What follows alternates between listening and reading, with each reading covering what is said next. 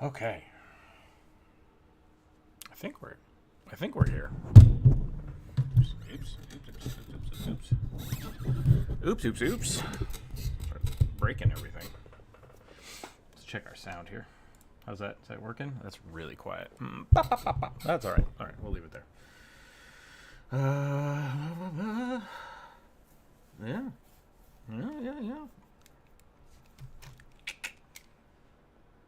Okay. Welcome in, everybody. It is Thursday for a very special Thursday viewer suggestion because the internet died yesterday. So we're going to do some today and we'll do some tomorrow. We have a list of all the things we're going to draw. Yeah, we're gonna go over that. The purple. It's a purple. So, welcome in. Welcome in.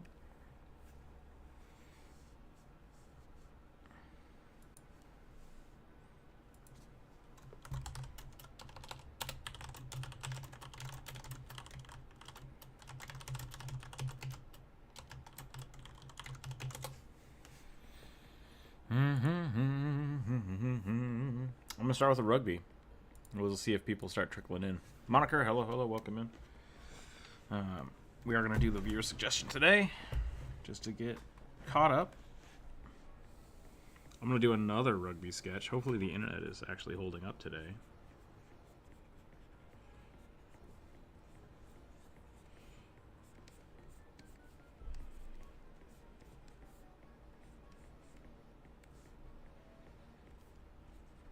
It's a very grr rugby, which I love. How are you today, Moniker?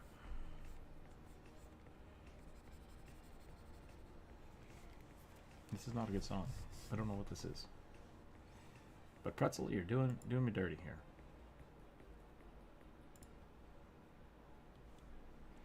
I'm well. Good. Glad to hear. How are my glasses always dirty whenever I start the stream? I'm guessing my glasses are just always dirty, and then I start the stream and I realize how dirty they are.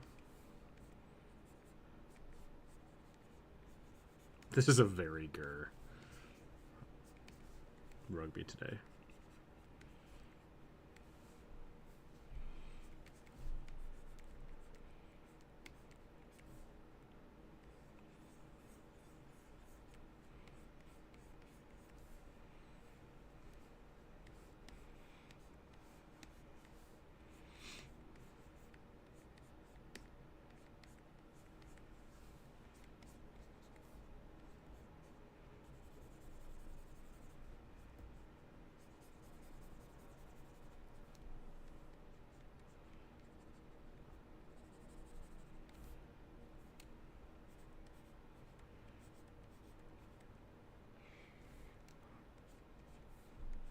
See what we can do with that.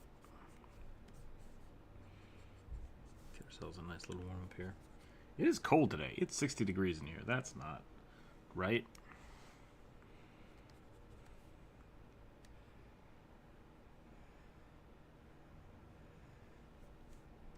My hands are chilly.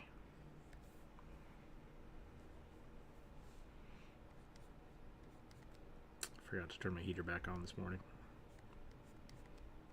And now all the cats are cold. So we'll have to see if we can warm them up.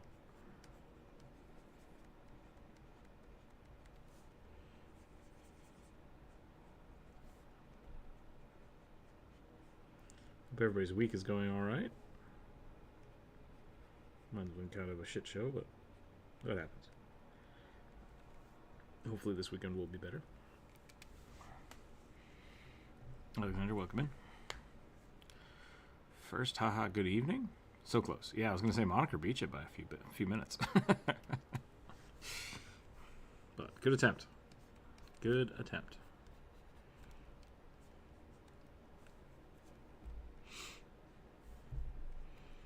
We have a new video out. There was the Monkey Paw Warlock. Fun little experimental idea that one of the Patreons suggested. If you haven't seen that, go check that out. We made a short of it that's doing really well, but the video itself is just not getting views. So, yeah. Check that out. Go check that out. Give it a thumbs up. Give it a comment if you haven't done so already. Would really appreciate that. Otherwise, like this, and let's hang out. Make some cool art. I have all the lists from Monday and Wednesday. We'll continue that today, and then we'll carry it on to Friday, because I doubt I'm going to get them all drawn, but we're going to try to get a bunch of them done today, and I think that'll be fun. I'm pretty happy with this rugby. I've been drawing a lot recently, so my warm-ups are not so... like I already drew a bunch this morning, so I feel pretty good. Saw it, recommended, haven't watched it yet. We'll do later. Nice, thank you. Whoever's welcome in.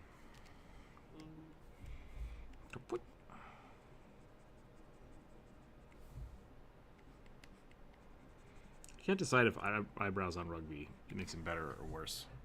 Sometimes it's funny. Sometimes it's a little too much, I think.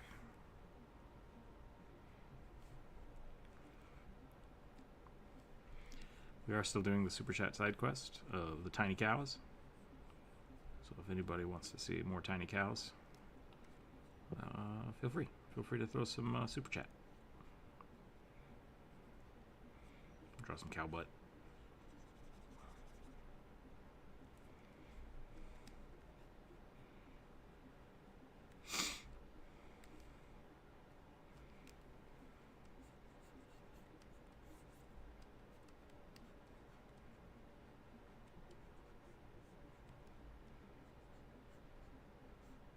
Got a heifer on his head.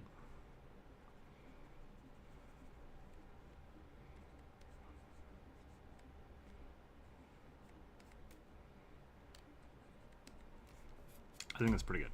I think that's a pretty good rugby warm-up. I think we might just jump into it. I tried again to stream on Twitch this morning as well. It doesn't work. For some reason, it just doesn't work, so I'm doing something wrong. I'm going to have to figure that out. I could pay some company like $6 a month to do it for me, but that seems silly. I had it working once, and I don't know what broke, but... a moo hat. Like rolling into Twitch or YouTube dollars, that would be a reasonable thing. Oh yeah. But... oh yeah.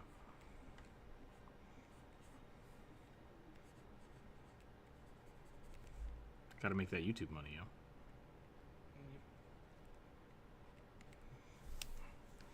Jingle jangle cow hat. All right.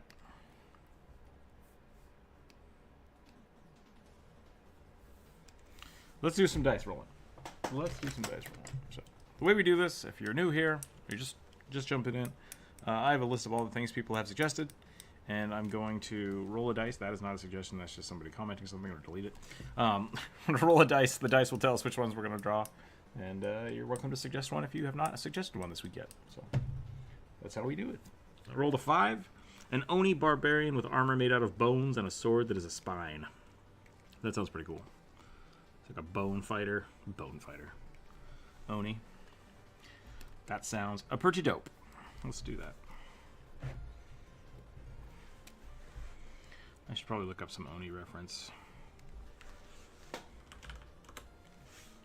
I always end up accidentally making them look just like regular, boring ogres.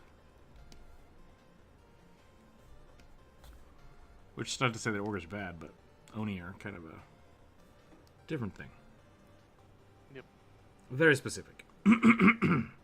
Sharp teeth, big smile, cheekbones. Sometimes 3 eyes. Sometimes 3 eyes.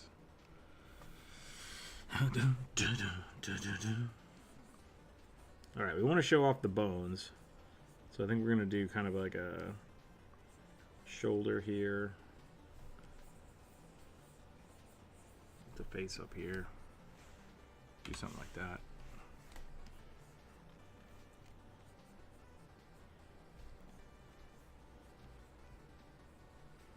Drawing all these muscles.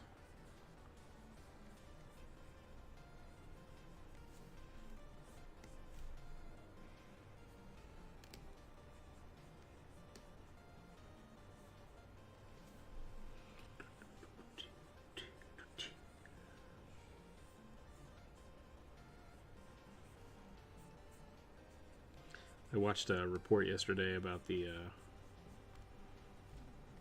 salmon shoot,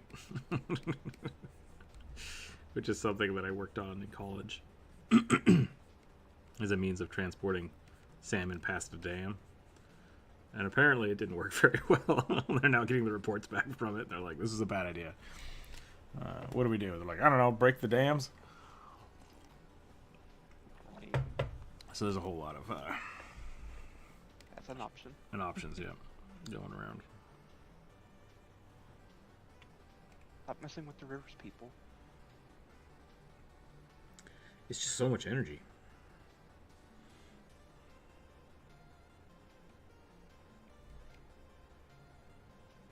Yeah, but like, well, maybe not them rivers that are vital for certain fish. Well, all rivers are. That's the problem. Well, you know what I mean, like Yeah. No, there's salmon, sturgeon. Yeah, the question is, like, do you dam up large rivers, or do you create like side flow rivers? And they were saying part of it was that, like, if you do it that way so that the main river is not used, like, they don't generate enough power. So it's kind of a weird gray area of balancing. And it's like either it is amazing and like wonderfully renewable, or just not cost effective. And it's like, ugh. So at some point you have to kind of draw a line of like, when is something cost effective and renewable? And right now it's, you know, it's competing with other things. But so their current iteration is, what if we just suck up all the fish into a truck and drive it down river? And a bunch of people are like, no, that's bad for the fish. And the Army Corps of Engineers is like, yeah, but we could do it. And it's just an ongoing cluster. That sounds like an engineer's response to something like this. Yeah. Like, no, there's other factors that you're not calculating in. Like, they're living. Yeah. How do I protect the fishes? But I hope we get it figured out. It's like saying, how do we protect all the pandas? Kill all the pandas so no one else will kill them? Yeah. Which, to be honest, the worst thing we've done to them is put them in zoos. I mean, that's not the worst thing we've done, but it's... Well, like, it's been proven that, like, pandas don't breed well in captivity. Yes, but I think cutting down their natural habitats is probably worse than kidnapping the few that have survived. So... And force them to eat bamboo all the time. Yeah. I think the zoo is the... I mean, yes, zoo bad. I'm totally fine with that. But, like... We should be taking care of them in the wild, like taking care of their wild habitats. Yeah. Better. Hear that, China? Stop it. Get some help. How dare you do what we did to the buffalo, and the beavers, and the bears, All the and the beavers wolves? are fine. The beavers are okay. They're not fine. They're okay. No, they actually are fine. Are they now? Finally, we beat the crap out of them. Like. It's because they're rodents. They bounce back really easily. All right. We just, instead of killing them, we've decided to just up and move them to different rivers. Yeah. They've moved them to Oregon. And they're starting to reverse the desert in Oregon. That's good. See, that's important. That's what we need. We need to reintroduce the pandas and until they start eating people again. And then it's okay to kill them, and then it's fine to have guilt-free panda meat. And that's really what everyone's missing, is guilt-free panda meat. But that's... I don't know if people... I don't think that's a thing. I don't think that's a thing. Like, if anything, it was their gallbladder people were after. Yeah. We still use beavers for vanilla flavor. That's skeptical, but that does sound like something I've heard before, so I would be fine. Oh, yeah, no, it's a thing. I mean, we don't now, because we're able to easily make synthetic versions of that. Yeah. It was weirdly a cheaper alternative to vanilla. vanilla is expensive. Yes, mainly because it's incredibly difficult to produce. Grow something for 5 to 7 years and then skin it alive and get a little bit of cinnamon out of it. Yeah, that doesn't seem super effective. Well, with vanilla beans, they have to be pollinated by certain types of... Oh my god, I'm thinking of cinnamon. I'm so sorry. Yeah, cinnamon's just tree bark. It's just tree bark. I mean, so is cork. But weirdly enough, the trees that we use to make corks, it doesn't hurt the tree if it's done right. Yeah, because it's just like, it's the outer bark, right? Yeah, it's like, so they don't scrape off the inner bark that basically protects the water going up. Yeah. Throughout the tree. So they gore it and just tear it off in big sheets and let it dry. I think it's the same thing with rubber. Like, you can essentially just cut the tree and drain the sap, like you do with maple, without fully killing the tree, which is great. Oh, yeah. You can just keep harvesting the same trees for a long time. It's just whenever you plant so many of them, it just kind of destroys the whole environment. Bringing us back to the pandas. Monoculture, bad people, stop doing it. Stop revolutionizing our material sciences by destroying animals. Did you ever play any of the Oddworld series? It was basically a hyperbole of that process, because essentially there's like a company that finds critters that either like taste delicious or can be made into things and farms them to extinction, and the main character is the newest commodity, and so you kind of have to like go out and save all your people because you taste good or something. I don't remember, but your bones are used to make high processed and highly effective cocaine. Yep, that's it. I don't know if that was ever done, but I won't be surprised. I mean, you got what, rhino horns and tusks and things being aphrodisiacs, so that's essentially the same thing.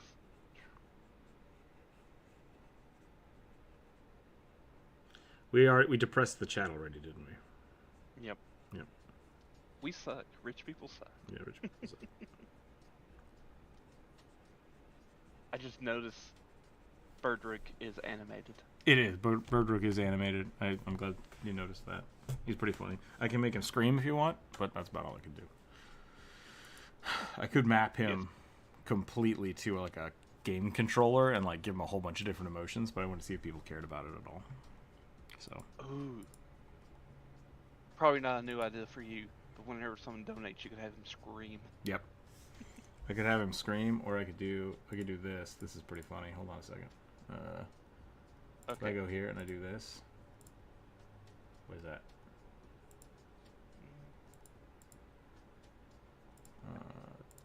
There we go. Now if I go back here and I go blah, blah, blah, blah, blah, blah, blah, blah, blah, blah. Nope, he's supposed to shake. Why isn't he shaking? Oh, because I'm hitting the wrong button. Ah! Which that one's pretty fun. I like that because he's just like ah, blah, blah, blah. But no. So it works. It works. It functions. But it's not vanilla beaver talk, you know? Like it's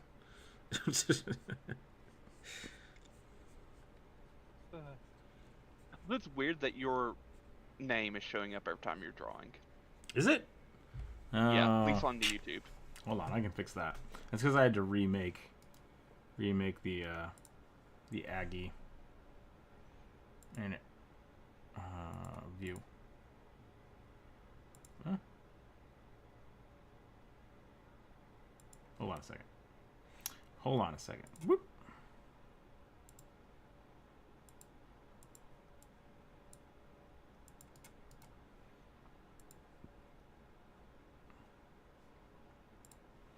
The studio mode.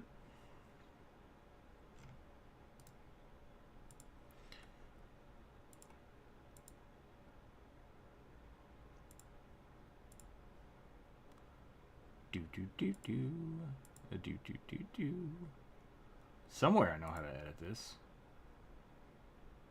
Application settings?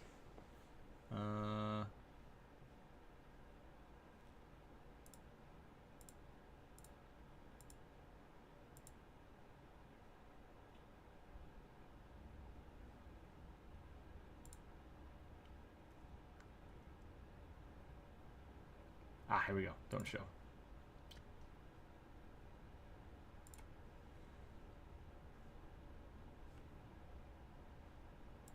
Okay.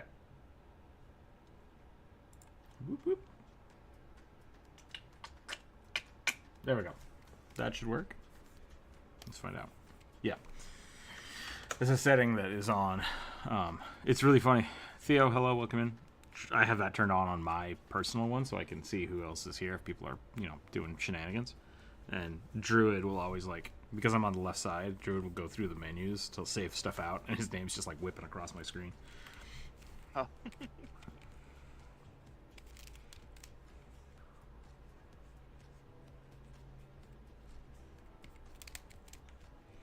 You know what? I don't want the eyes. I don't know why. I found a whole bunch of my artwork from, middle school and high school. I've been drawing helmets without eyeballs on them for a long time. I did not realize this. So, apparently that's just my thing. It's just my thing. I'm gonna keep doing it. Hashtag Rick style. Yep.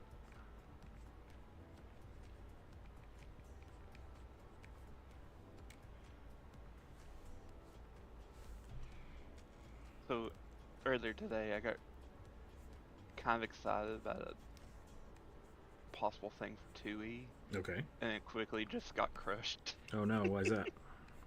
So, there are some deities give you an option of having an unarmed strike as your divine weapon. Mm-hmm. It's some are fists, others are claws or bite attacks. Yeah, doesn't King Killian do that? Or does he use a... He uses a rapier. Rapier, okay. I might be thinking of Gortash again. Who's the orc? Gorm. Gorm, yeah. There we go. His is a great sword. Damn it. There's a god of drinking and punching people in the face, I'm pretty sure. Yeah, that's King Kalian, but okay. His symbol, his thing is a rapier. I feel like you have played with too many people who've just been playing barbarians who are King Kalian worshippers. Yes. 4 or 5 different people who have all done that. They like to punch people. Yep. But, so there's a thing if you go with the War Cleric that you get the free feat called Deadly Simplicity. Okay. Which increases the damage dice of all simple weapons and unarmed attacks. Okay, that sounds pretty good. But I forgot about the little tack on to the unarmed attacks. It's only if they're below 1d6. It's oh, I can't have a 1d10 bite attack? You used to be able to do that. I mean, yeah, you'd have to enchant it, right? I think that would be the next step. Yep, which they allow your hand wraps and mighty blows to count for any unarmed strikes. Yeah, that's what I would do. Because then you just need the striking rune, I think. Is the striking rune? And then you would up it from a d6 to a d8. Well, no, striking doubles the dice. Oh, you get 2d6. Okay. Yep. Bummer. Which is great sword damage in 1e. Which, if you want, well, this is how I would rule it because I've done it before and I do it again. If you play a large-sized creature, that would up it to a d6, a d10, d8, or a d10.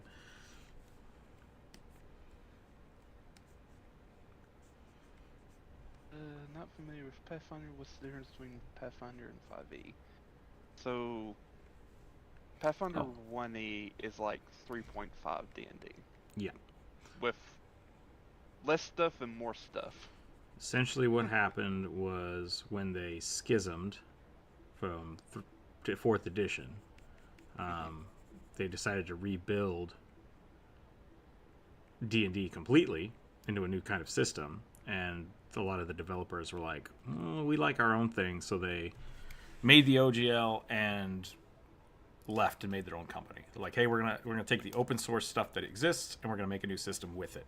So it's technically 3.5 compatible, but it is its own game system.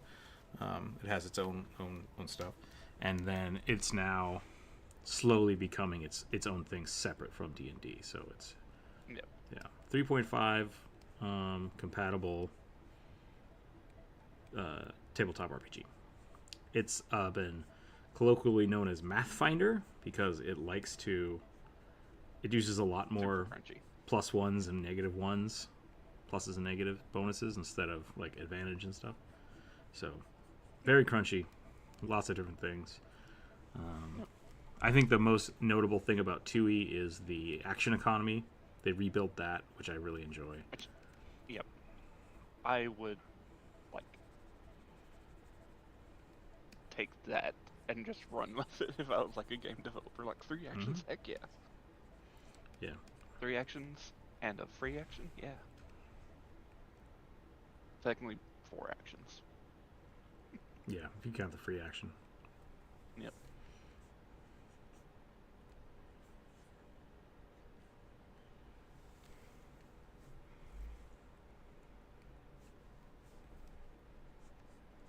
I want a little more beef on this guy. I think his shoulders probably should come over here. And then we get his arm. Try that.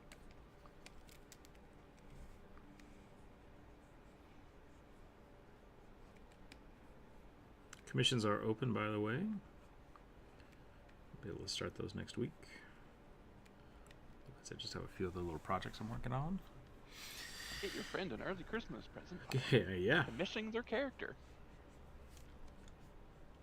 I've done a lot of like Christmas commissions, but people usually start them like early December, and it's just like, oh no, here we go. I gotta go fast. That's why I said it now. Yeah. A great one I enjoy as a good present is like getting a character bust of a character done and then making that into like a sticker for them so they can slap it on stuff. I've done that a few years now for people.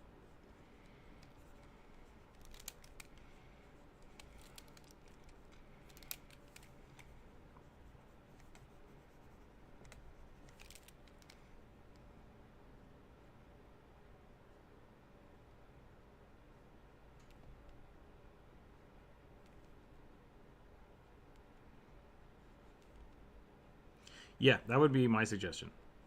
Just play a large character and up the damage die. Oh.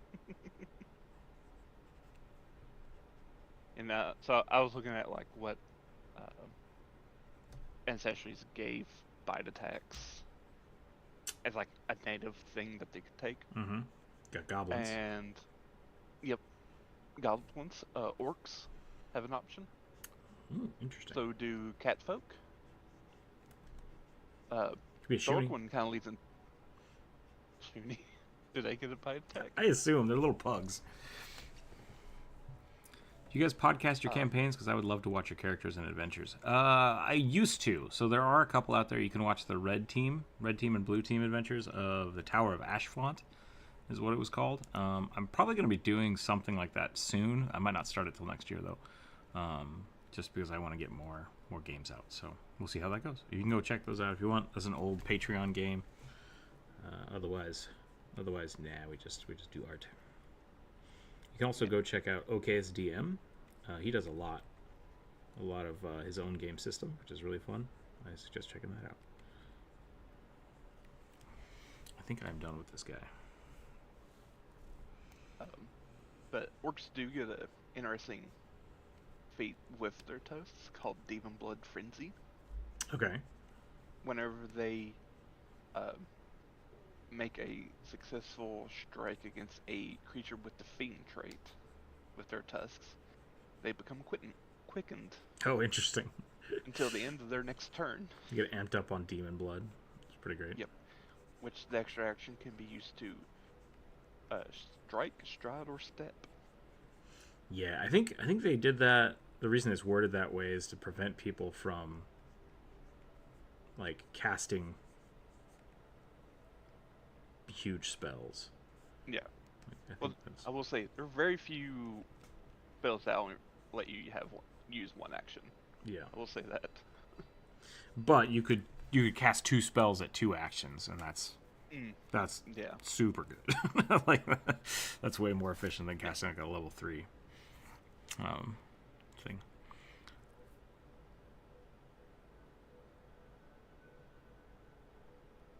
I sent the sword missing a part to connect the bone blade and handle. Oh, what?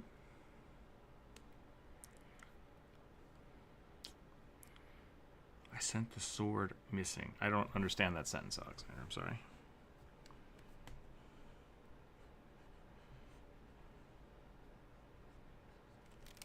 Is that what you were talking about? I didn't have it connected all the way? Yeah. I looked at it and it's like, wait, yep. You're missing some vertebrae. Well, it's a lightsaber, so it glows right there. It's a bone saber. Bone shaver. There's a the bone razor. I think it's called a bone razor. It might be the blood razor. I think it's a bone razor. In Pathfinder, that if you kill somebody with it, you immediately flay them into a skeleton. Okay. Yeah. And it's designed for necromancers. So it's just like, skeleton, animate, go. But it's pretty dark. I constantly give it to Kevin the Necromancer just as a joke. Like, regardless of what character he's playing, I'm like, you find a really wicked-looking razor. And he's like, oh, good. I push him to be a necromancer regardless of what he's doing. Yep. So, going back to my bite attack stuff, the best one I found so far is with lizard folk. Lizard folk are a good one, yeah. Called Sharp Fangs and gives them a D8. I don't know what they do for Pathfinder, but in 5e, like they get free attacks with the bite, which was really cool. What do they get for? Is it just a D8 bite attack, and that they can use for anything, or does it have a special feature with it as well? No, it's just they get a natural attack that does a D8. Okay. I think they have a native bite attack that does a D6. That would make sense. So I think it's an upgrade. Okay. It's either that or a claw attack. I forgot his horns, so I'm going to add some chunky horns, because Onis should have chunky horns. You can also upgrade it to at 5th level by giving it Venom Fangs, where you do 1d6 poison damage in addition. That's pretty dope. I like that. And I think I'm done with that one. There we go. There is our bone Oni. That sounds funny.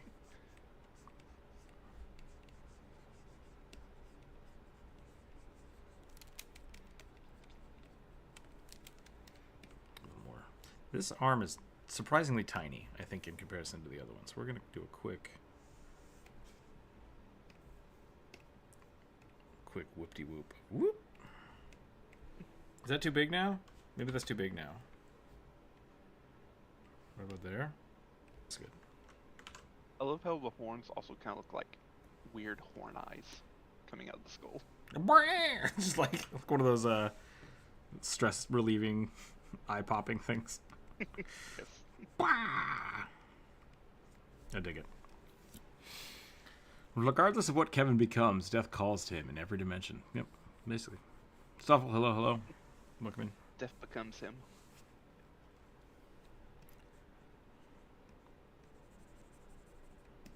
Hello, I have become death, flayer of bones.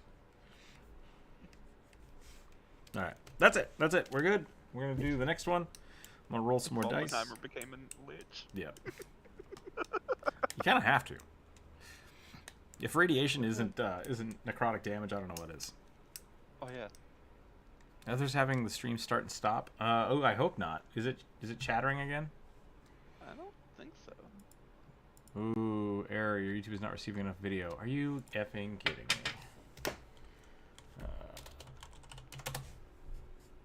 I just... Yesterday, I updated our internet.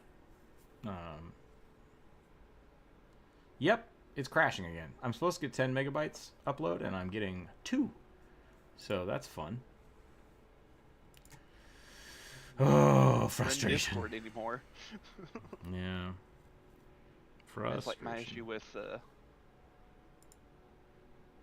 Foundry and running Discord. It does now, it wasn't before. I'm wondering if they're working on the...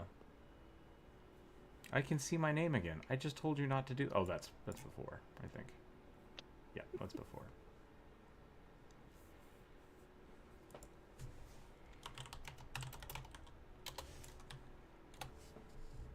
Looks fine to me. Okay. Hopefully they're just fiddling with something and it will be fixed soon.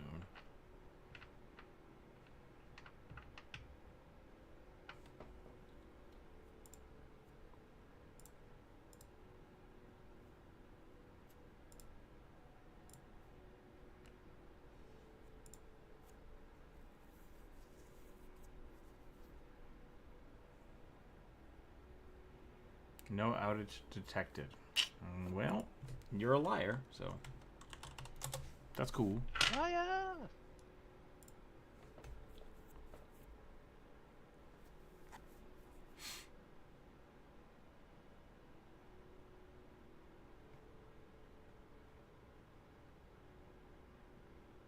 And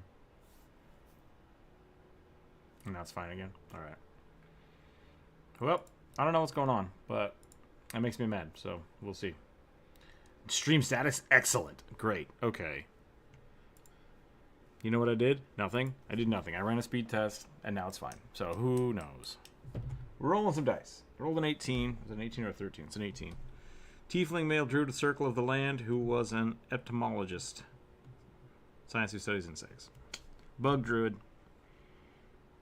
Tiefling, bug druid. I dig it. What color are we doing today? Purple?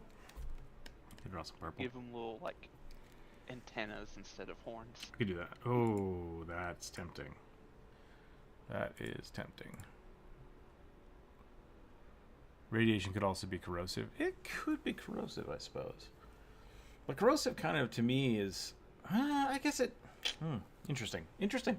Interesting. I think... Wait, 5th edition did it? It was radiant damage that also made you sick. Yeah. I was like... I could see that. I mean, that's a valid way of going about it. Actually, how does Pathfinder? Because there is radiation damage in Pathfinder. Mm-hmm. They have Starfinder as well, and Starfinder's got rules for it, I think. I think it might just be a type of damage. I know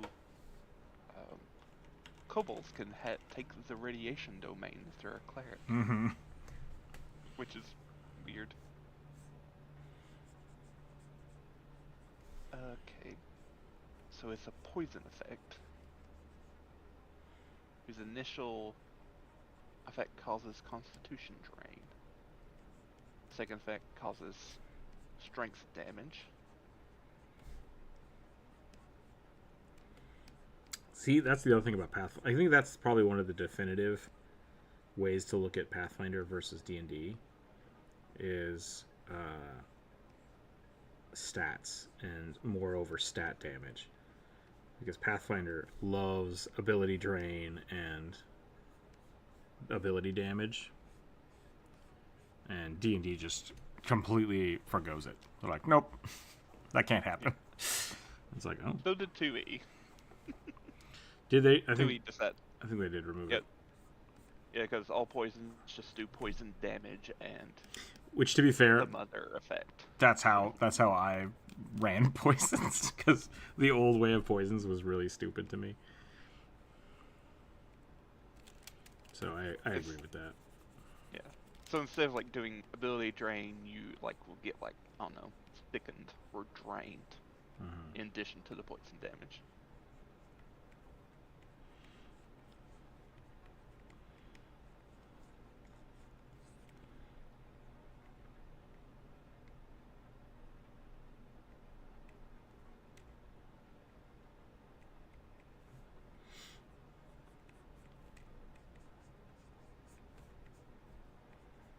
Okay. You wanted antennas. I still want the horns, but I will give him antennas. Should we make him like a moth? And horns. Yeah, should we make him like a big Mothman? Yeah, why not? So someone who did like a insect druid tiefling as well, and they gave them like a rhinoceros beetle horn. That's cool. I like that idea. Who is this? Kale Cut? Mm-hmm. Is that like the goddess of poison? No. It's A Bogomancer. It was from earlier when we were talking about bite attacks. This one gives a bite attack or attacker. Oh, as the natural attack? Or as the Yep. divine weapon? Mm-hmm. They're like a boogeyman god. That's cool. But like not in so much like scare your kids to death, more or less scare your kids to keep out of forest in the middle of the night to keep them safe. Gotcha. Protective boogeyman.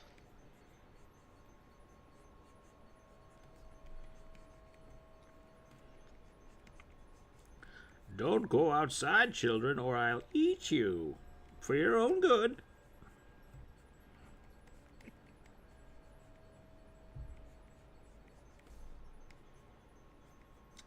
I don't know how I feel about what I've done here.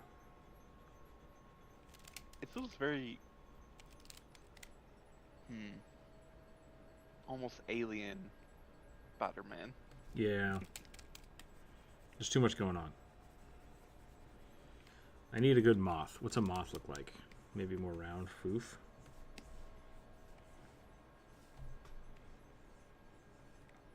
Maybe we do it as like a helmet. Maybe the eyes aren't his eyes.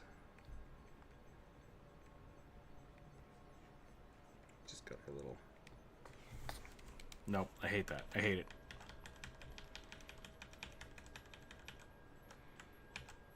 They're costling their favorite bug. Yeah, that's kind of what I'm thinking, but I'm not sure how to do it just yet.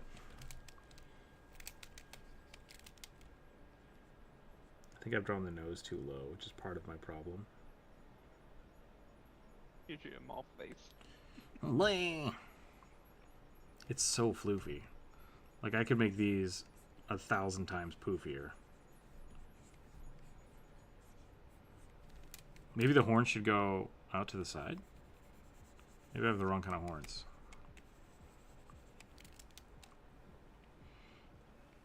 Downward curving horns, like a bull horns. Yeah, something like this.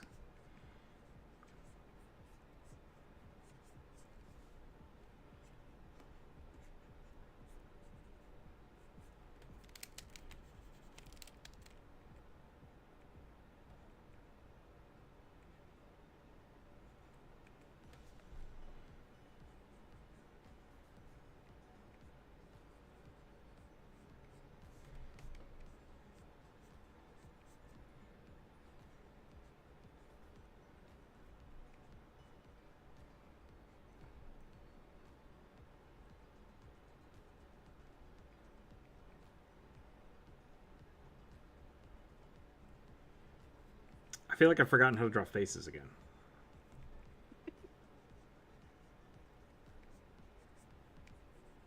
Drawing too many skulls? Maybe. Maybe not enough. The ears are too high, I think, is the main problem. I was trying to have him look down, but the way I have his body positioned would not work for that. So let's get the neck proportionally correct. Let's get the shoulders in here. We got our neck, we got our arm muscles there, we got that going on, we got that going on. Then we get the eye line in, which should be half to half, which is a little too low, so we'll do that. And then we'll draw our skull. Tieflings have very sharp cheekbones, so we'll do that. Nose should be right there. Mouth should be right here.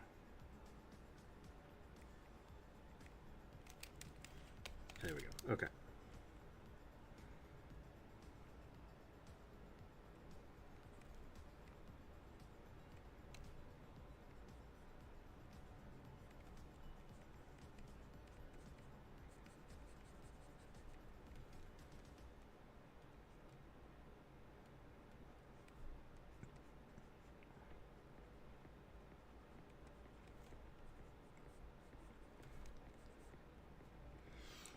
now we need to make it floofy moth.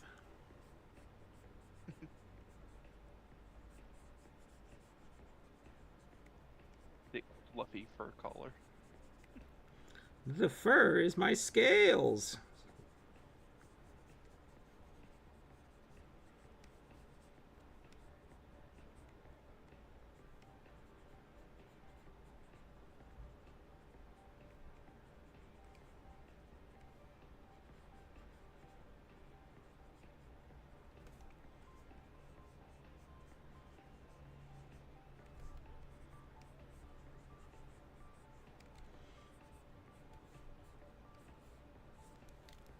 That's kind of cool. I really wish that Aggie had a symmetry tool. So I love drawing in symmetry. It's so much fun. Not surprising. Why? That it doesn't, or it's surprising that I like it? No, it's surprising that it doesn't. It's a little intensive. Like, it's a little CPU intensive. Especially doubling your inputs and doing calculations for it on the fly. It's actually something Photoshop only added a few years ago, like 1 or 2 years ago. I know, like, Krita has a mirror tool. It's a bit weird. I've not fully figured it out yet, but that's a thing. Yeah.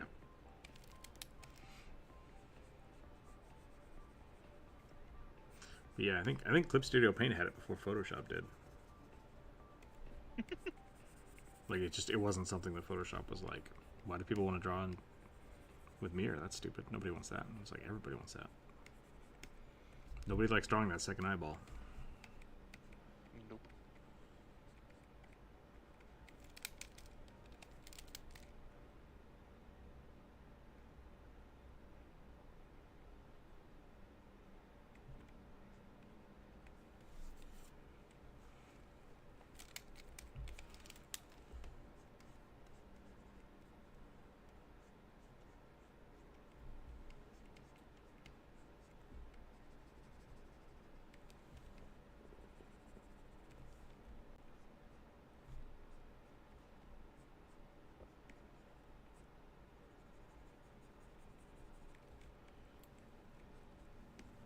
Okay, this turned out way better than I thought it would. Kind of like the little scratches. I might just make them look a little more rough, I guess.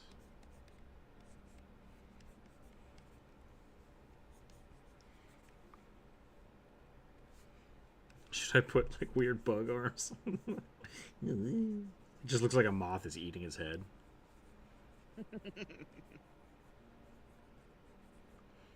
Whenever he gets in trouble, he just takes his coat off and has it attack people. Jordan, hello, hello. Captain Hawkbill, a pirate captain wearing a tricorn hat for frock coat. Okay. Armored bird mask. A reversed edge saber. Does that mean it's curved on the inside? I've never heard of a reversed edge saber before. Or do you mean like... I'll put it on the list. Inverse. Like, not inverse, but a recurve sword. Yeah, is it a sword that do this? And is bladed here? Or is it a sword that looks like this and is bladed here?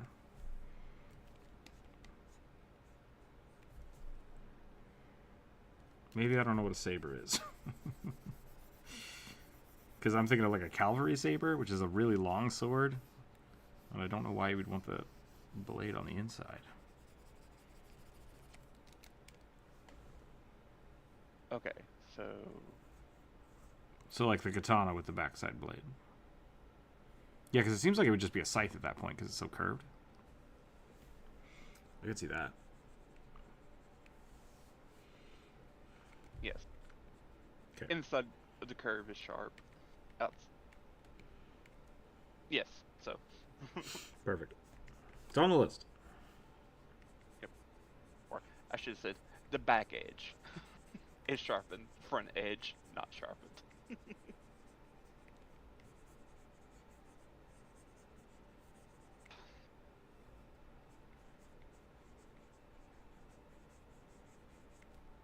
terms for these things. I'll have the sword nerd community after me if I don't get them right. Yeah. Shad's got him, like, in lock and key. It'll be fine.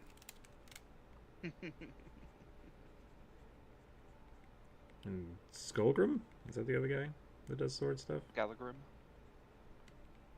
Yeah. I like his stuff. I like his stuff. Gladiator, yeah. A bit more of like an educational type of thing. I haven't seen that one. Yeah, his name, the guy who runs it is Matt Easton. Pretty good. Sounds like familiar.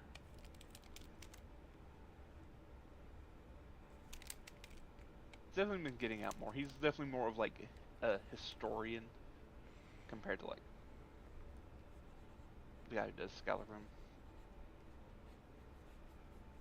Then I just gave up on Shadowverse. Shad went in a weird direction. Yeah. He went to, well, he allowed the dark side to corrupt his other channel. Yeah. All I will say. Alright, there's our giant moth druid.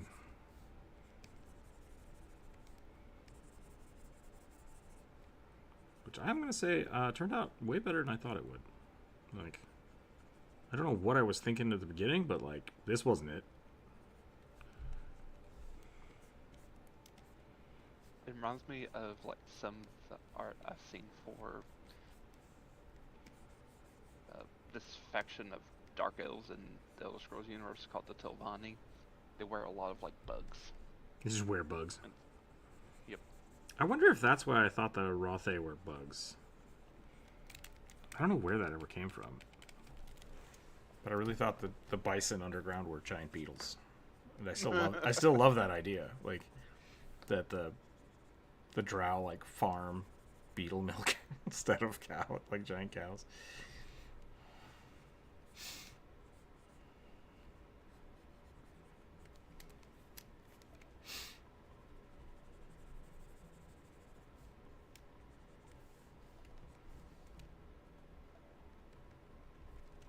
Oh, that's pretty cool.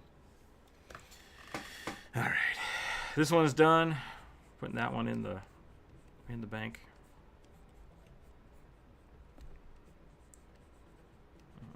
Quick self promo here.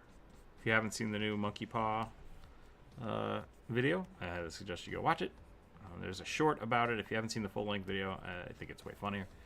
But it exists. Go check that out. Leave a comment on it. Give it a like, subscribe. We are also doing Movember, where if we get any super chats or YouTube subscribers, not subscribers, but members, YouTube members. Which, by the way, if you sign up for the YouTube members, you get all the cool Discord stuff. So just let me know, and we'll get that hooked up for you. But yeah, we'll draw some cows. We'll draw some tiny cows. Ooh, that one's creepy. Yep. Alright. I'm going to leave that one alone. Let's draw some more stuff. Rolling the dice. I rolled an 18 again. Tiny the Ogre. Ogre Rogue Scout. Named because she's only a few centimeters shorter than the average ogre. Is surprisingly stealthy. Alright. The Tauren Rogue over here. Clomping around.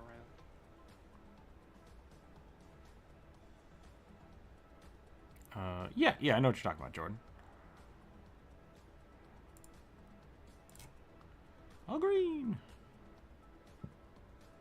Way back in the day. I don't give a new poll. Yeah, that's what I'm doing right now. Cooler.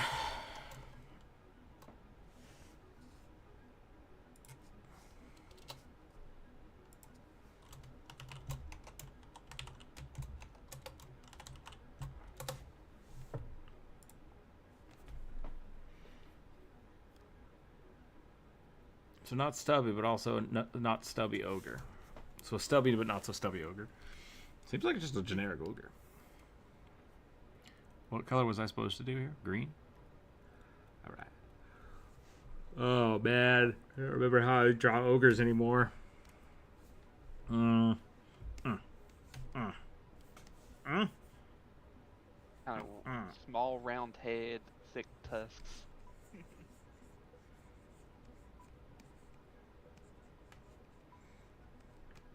What if a Goomba had a body? Yep. I've drawn some kind of rock elemental. That's not right.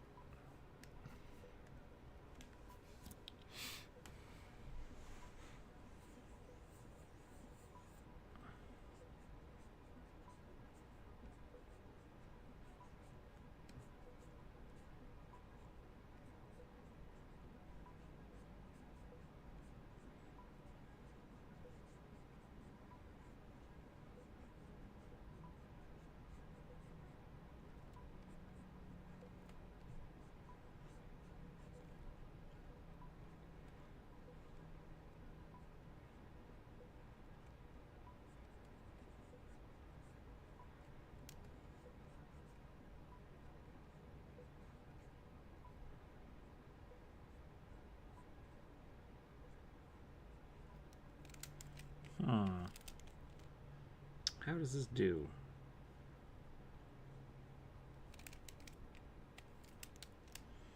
We were talking about this before, right? Tusks always come from the top? Or tusks always on the bottom? I've always assumed tusks are at bottom. But Because boars have both, don't they? Top and bottom? Or top one's always fangs?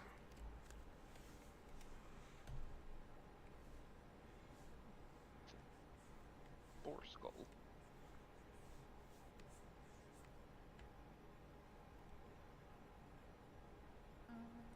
Yeah, so it does look like boars do have top.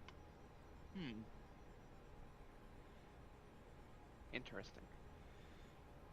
I don't know, maybe it's the intent behind said things too that determines their terminology.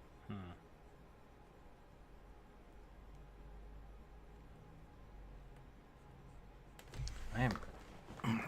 Posture check. Drink some water. Been watching Fantasy High on Dimension 20. And this made me think of an ogre who's self-conscious about their height. Not their weight, but their height. Yeah.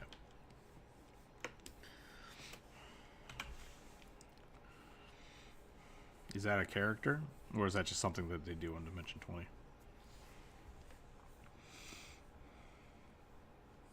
I feel like I should watch Dimension 20, and I just don't.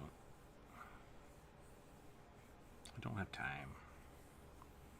There's a lot of things I want to... Media I want to consume. I unfortunately don't get to watch a lot of Let's Plays anymore, because they just take so much time. So apparently tusks are literally just canines that have extended out of the mouth. So it's the specific tooth. Yeah. So you can have tusks that come down like walruses. Okay. Or you can have tusks that come out like from the bottom, like say like a warthog's tusk.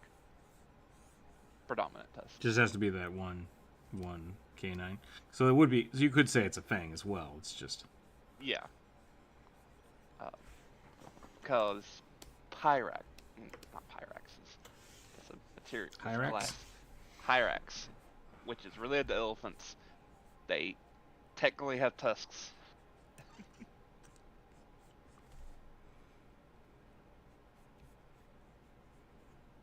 Because, like, in the case for elephants, it's elongated incisors that form their tusks. Oh, interesting. Which is weird.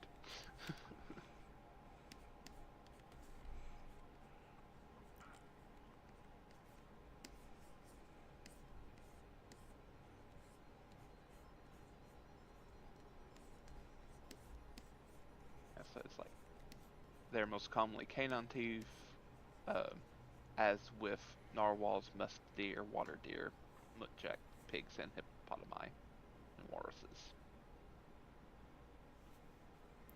Fantasy High campaign is essentially D&D tropes mixed with high school tropes. That's unfortunate. But it could be because I hate high school. Well, you are old. So. I'm old. My high school experience was not fun, and I don't like talking about it. So moving on. Moving on.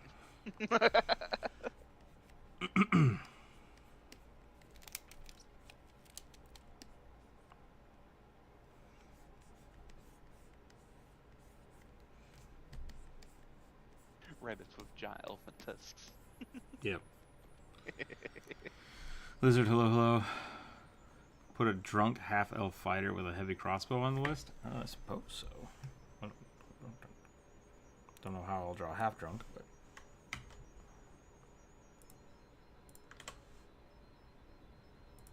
we'll find out. It's on the list. Little drunk bubbles around the head face. Maybe. That might work.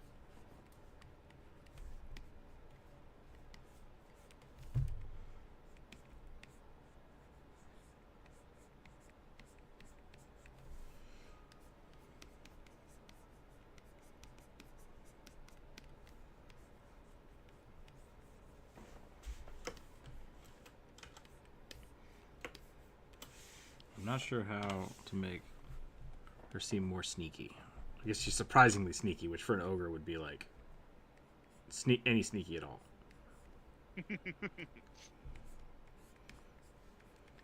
It's very soft slippers.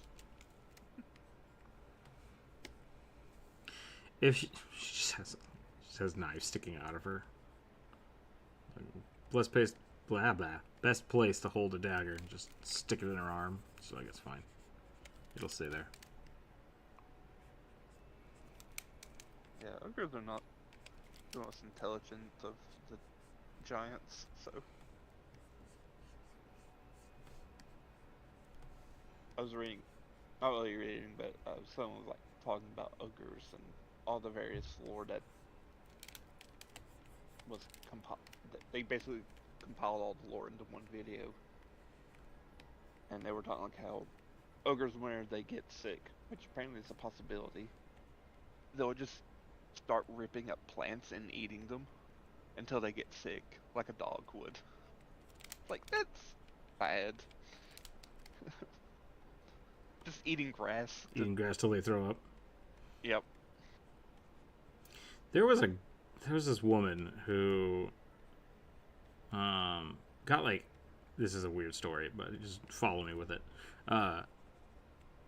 She was raised by I think orangutans, or it might have been gorillas. I can't remember. I think it was gorillas. But she got kidnapped and like dragged into the forest and then escaped from the people that kidnapped her and then got lost. And till she found this family of gorillas and she was just like, I guess I live here now. And they're kind of like, okay. And they didn't really want anything to do with her, but they were like, they watched her. And as she started getting sick, because she's like, first she wasn't eating, and then they're like, look, like, eat the bananas. And she's like, oh, she started eating bananas. And then when she gets sick, like, she got really, really sick and, like, didn't feel good. And so one of the gorillas picked her up and, like, threw her in a lake. And apparently that's what the gorillas do. When gorillas get sick, they, like, dunk them in water and just leave them in water so they don't get dirty. And make you stay there until you get better. And it's like, that's weird. Or until you maybe not make it back. But, yeah. Oh. It's just this weird story that this woman was telling. Weird enough, that reminds me of another thing I heard, sort of related to weird curing of things. There was this woman. She was a like avid writer and kind of like a philosopher in the 1600s, named Lady Anne Conway. She had suffered from like headaches all her life, like debilitating migraines that would like leave her bedridden for like a week or more. So she decides to go to Paris to get treatment.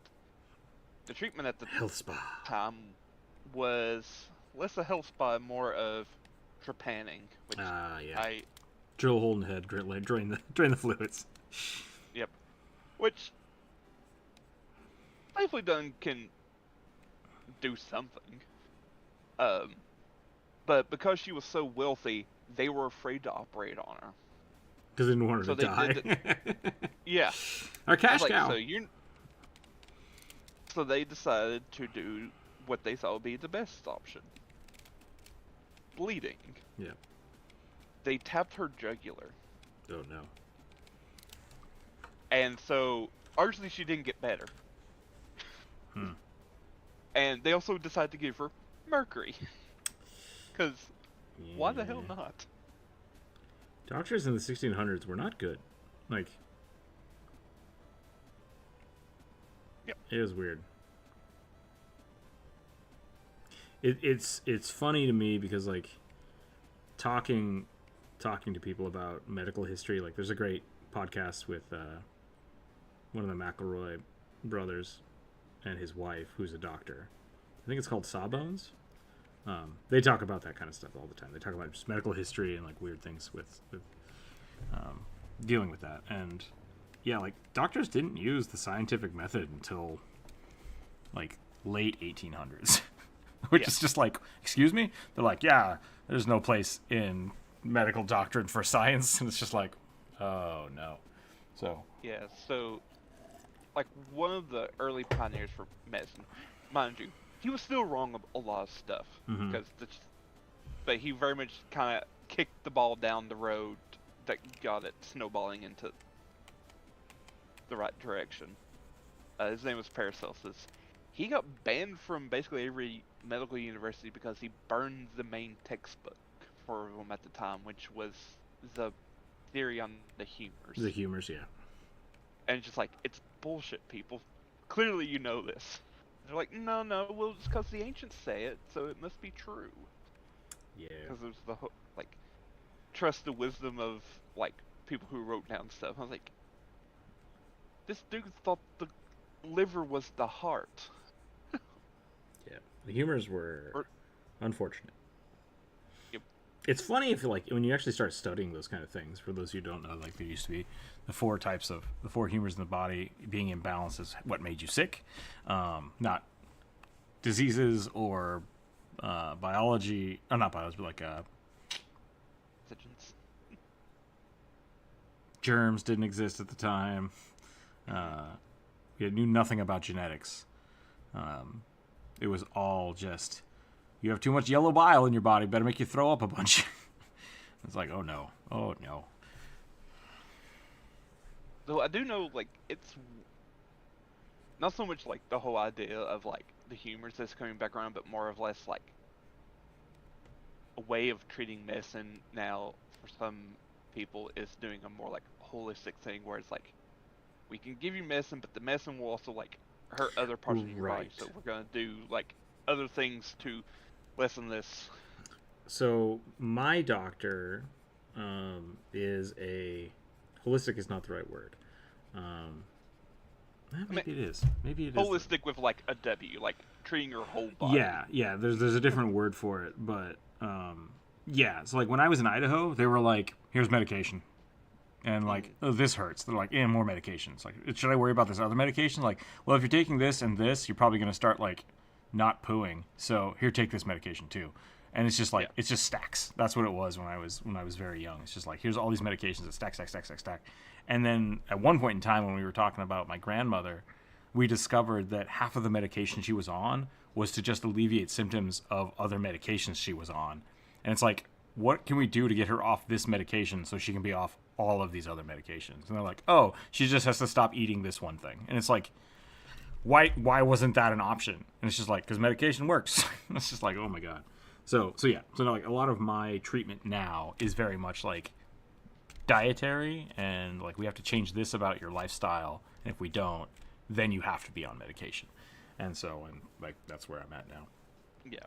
So my different university had a medical school attached to it, and I think it was that thing. What was the term they used? It's a type of doctor. Osteopath? Yeah, osteopathic medicine? That might be right. Yeah.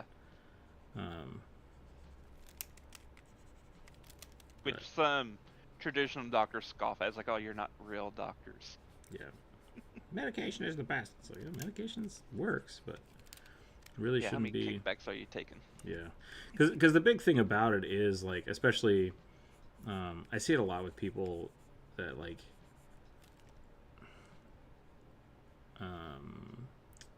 people that got like belly bands and stuff 10, 20 years ago. Those were designed for people that basically like could not change their lifestyles. Like something had happened or it's gotten so far, it's like we have to do this, and then Drastic. it's a very drastic thing, and then it became a like, oh, you don't want to change your lifestyle, then yeah, we'll just do that, and it's like that's a huge dangerous thing to do, just because you don't want to change your lifestyle, and so like, and those are the two mentalities. Like for me, it was very much like I have to cut out salt. I have to cut out a lot of types of protein to keep myself healthy, or be on medication. And it got to a point where it's like I couldn't do it well enough. So like you're on medication now, and it's like okay, that's fair. Like I couldn't do it, but like it's partially I think that some doctors just like they won't give people that chance. Like we're just going on medication now, which is sad. But yeah, just different lifestyles, different things you got to do. Which reminds me, I have to work out more today. Remind me to work out more today. I will do push-ups if we get super chats. Let it begin. Where's Brian Rev and hair at? I'll draw you a cow and then I'll do some push-ups. We're going back. Doing workout challenges again. What's that? Are you drinking your water? I've drunken 1 cup of water since the stream started. A little more. 2 minutes. It's like that time the guy said fat doesn't make you fat, but sugar instead. Nobody listened to him because another guy said that sugar tastes good. Why would it make you fat? Fat makes you fat.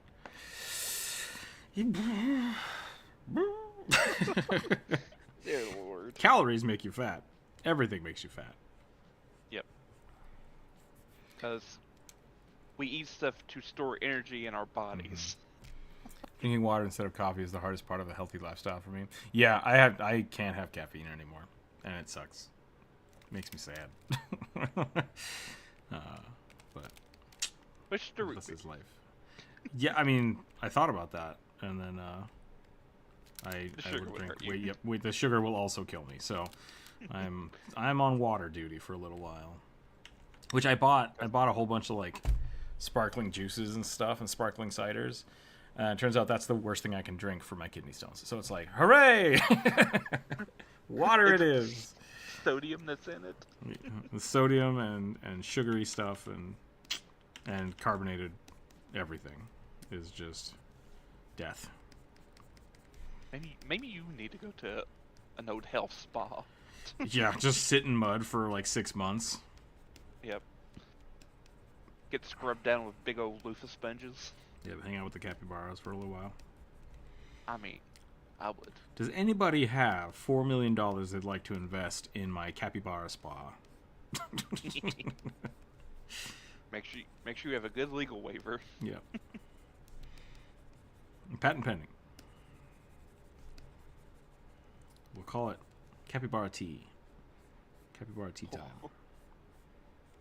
You just hang out and you soak. You become capybara soup.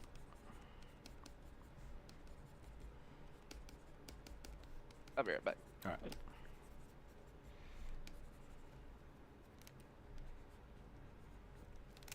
right. Leeches, lots of leeches.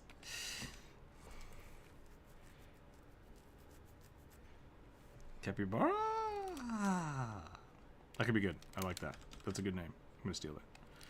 Capybara spa.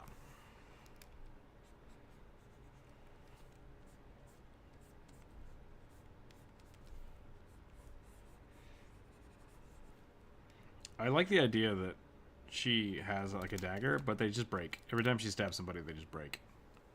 So she's got to have a bunch.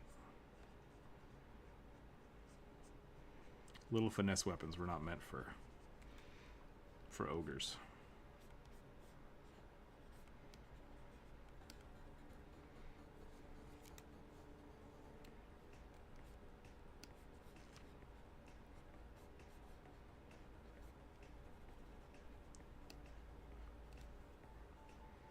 Okay.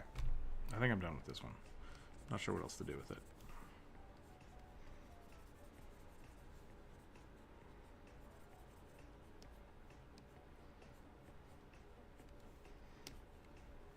I feel like she could have tattoos, but I don't know what to tattoo.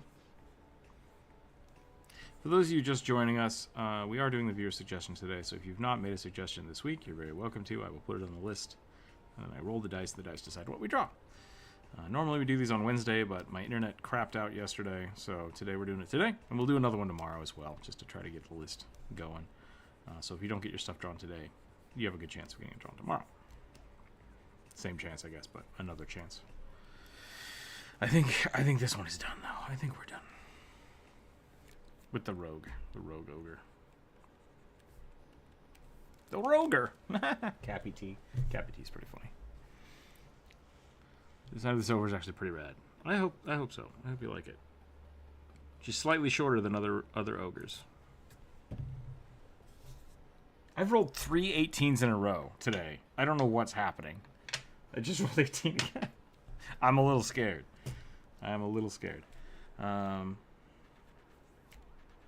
We have a tiefling who's missing her right arm, but has 2 metallic arms in the place of trying to learn how to cast Firebolt. So we're going to do that one. A 3-armed mechanical tiefling, I guess. What color are we doing here? Red.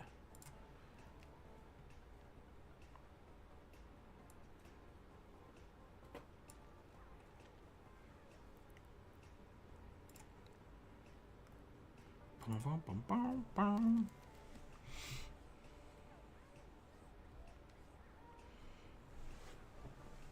What's up, Scoop Cat? Did you finally warm up? Did the heater thaw you out? Yeah? What's up? Oh, yes. Hello, Scoop Cat. Whoa, pets.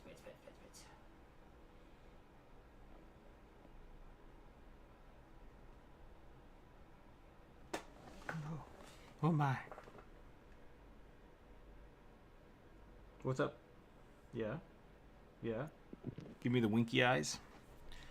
It's a good cat. All right. Well, hopefully I'm coming in clear. Yeah, sound alright.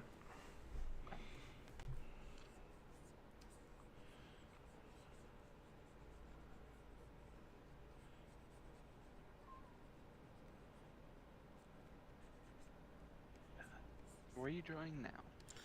Drawing a tiefling with mechanical arm. Oh. The Edward Elric of tieflings. Yeah. The Edward Elric of Maguses. You say of Naxus?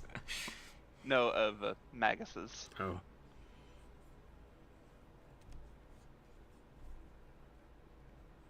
Which is weirdly very doable in 2E. The Magus? That one Magus I sent you one day where it was like your weapon is a mechanical golem arm. Oh, yeah. There's like a feat for Maguses where you can just punch your spells into people, or take an archetype that literally gives you a big golem arm. There's a weird little bit of, like, I remember when 5e was just kind of getting going. A lot of people were upset, like, oh, there's no way to have a prosthetic arm in this game. And I was like, just do it. Like, why? What stats do you need for it? Yeah. And so people were really upset about it. And it was this weird thing for a little while of like, why that? Why is that an issue? Yeah. I didn't understand the outrage about it. It's like it's not going to do any more damage than like maybe a D6 of damage. Yeah. Like, this is like a propulsion fist. If people are upset because they can't get a higher damage unarmed attack, just use a sword. Like, I don't understand. Yep. I don't understand the need for it. You can flavor it that way and just be like, I have a sword arm. It's like, great, it counts as a sword. Like, yep, that's fine. It shouldn't be a contention point. It's flavor. It's a flavor point. Yeah. And like with the 2e stuff with the mechanical arm is like it can do bludgeoning or piercing damage depending on like how you have it made. You can get like it counts as a silver weapon because of it's made from like silver or something like that. I can see that. Like different components, whatever you want to make out of them. I think that's kind of cool. They even get a bit weird with like you can like incorporate animal pieces to like have it roar. That was the weirdest one. I was like, no, thank you. That's I'm a big fan too of weird. like one, druids have regeneration, so it's kind of a moot point. Druid loses an arm, they just regrow the arm. But I kind of like the idea that if you're like a nature druid, like Green Mother specifically kind of druid, that if you use regeneration, it grows back with like it looks like a tree. It has like a tree bark kind of thing. I love that kind of aesthetic. Or if like you heal something on your head, you get horns or flowers or wreaths or whatever. I sort of went about that route with one of my that had a staff for a little while that was like made from their body's previous arm. That's how the Kenrasu work. Like their limbs grow like tree branches and then dry and decay, and so they just keep growing new ones. And so they're supposed to have like a bunch of dried old limbs just kind of like petrified on their body, and you can use those to make the weapons, weapons and shields.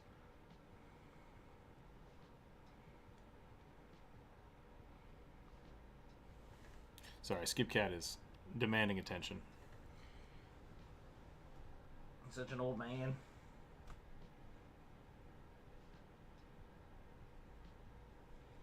Such an old man cat. What do you want? You want to be picked up and thrown around the room, or you want tuna fish? He wants tuna fish. Okay, 1 second. Picked and thrown around. It's so old. Yeah, you see that diverse. Frickin'.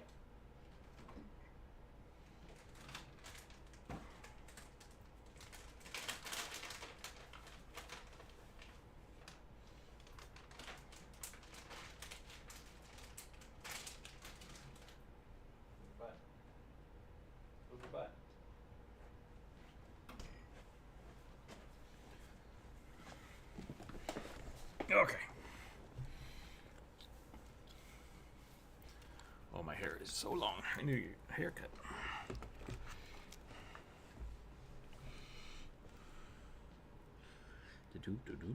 Do.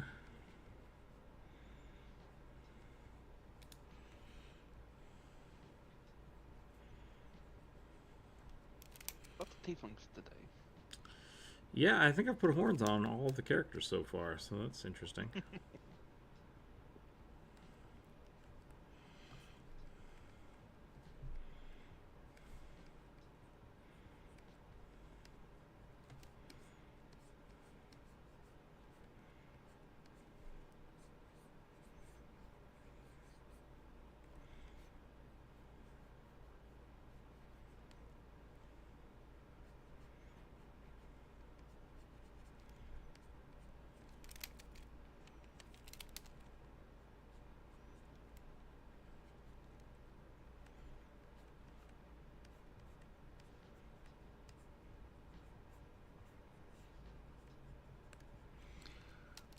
Just hanging out. Have yourselves a great day. Yeah, thanks, Stoffel, for hanging out. Have a wonderful time, and hopefully, if you didn't suggest something, still feel free to, and we'll put us all up on the Discord if you want later to use them for anything. So, have a wonderful day.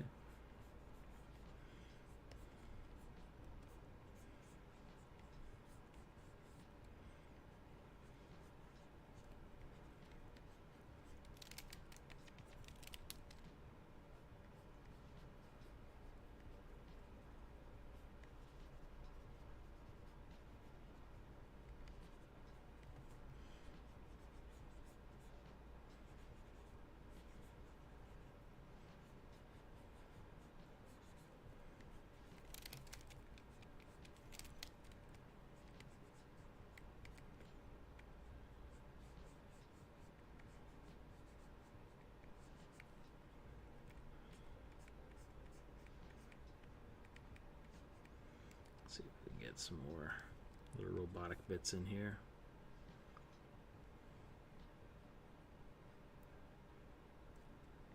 Autobots roll out.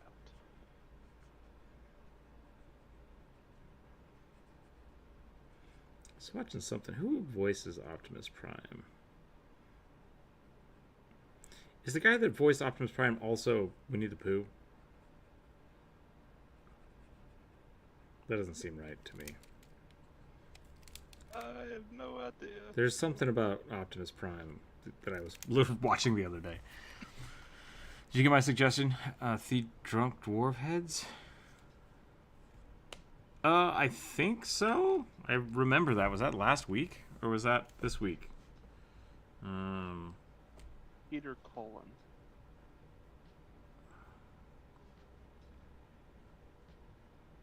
Is his name. He is Eeyore in Winnie the Pooh. Okay, there we go. He also was the vocal effects for the Predator in the 1987 movie. Cool.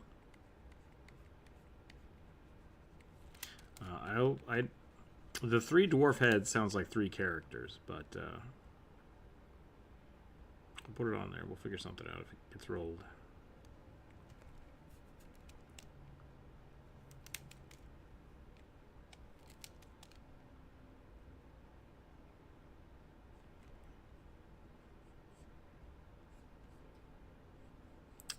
We should do something different with these horns. What's a good horn pattern?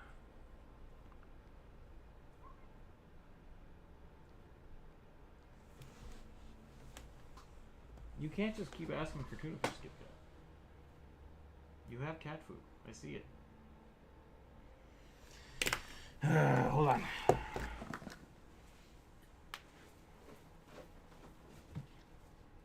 You don't want that? What's up?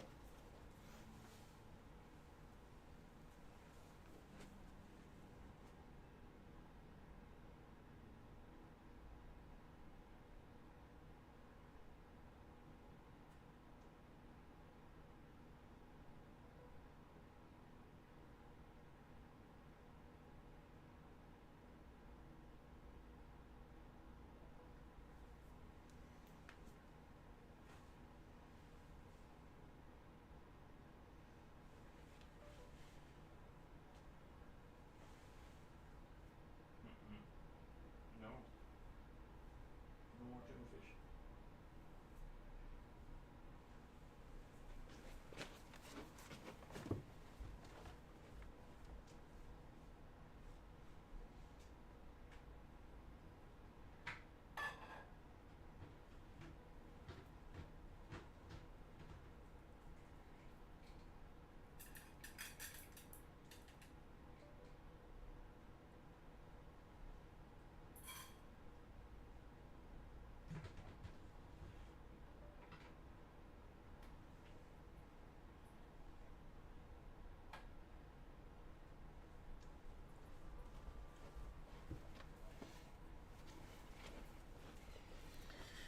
Oh, whatever, kids. All right. Sorry about that. Was it a horn option? Elvin Hair, welcome in.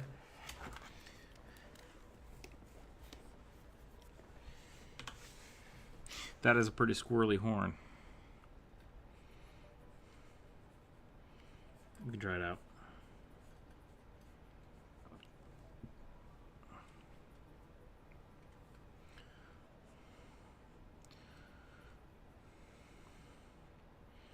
And thank you, Elvin Hair. Yeah, I'm glad we're back. Kind of freaked out earlier, but I think it's working now.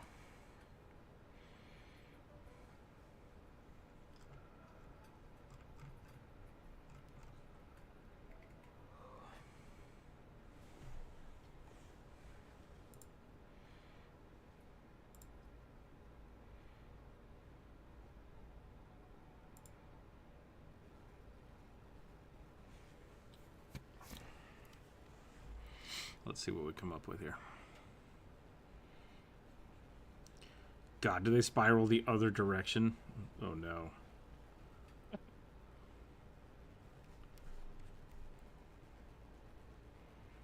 That's with these. Just It's been death spikes.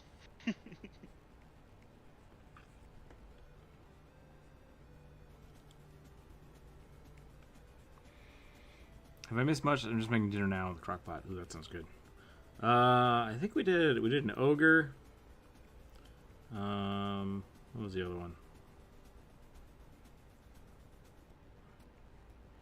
Did we do? We did a tiefling druid, a bug druid. That was fun. And now we're doing this tiefling artificer with mechanical arms.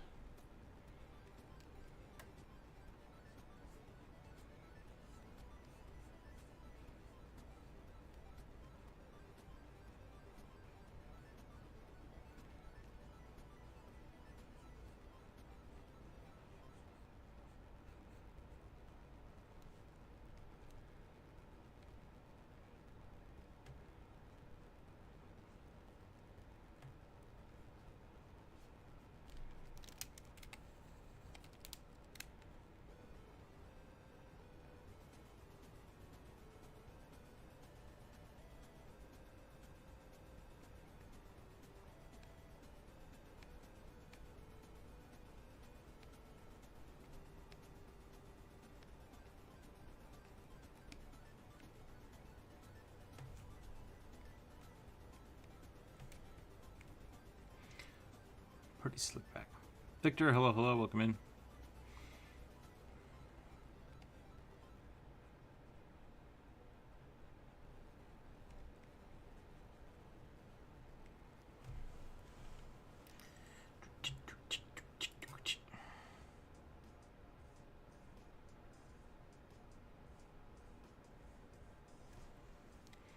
What kind of hair should we do here? I want to do something a little frizzy, maybe?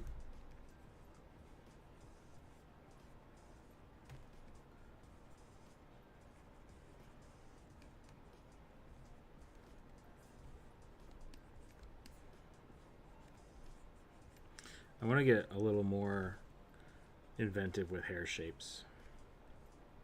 Just like really play with them.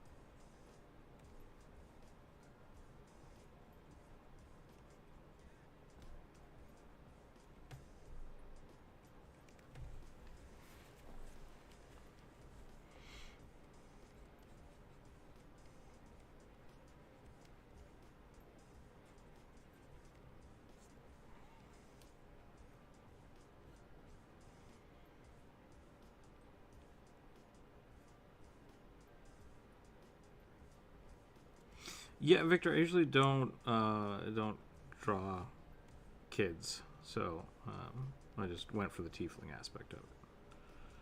So that's just a general rule of thumb for me.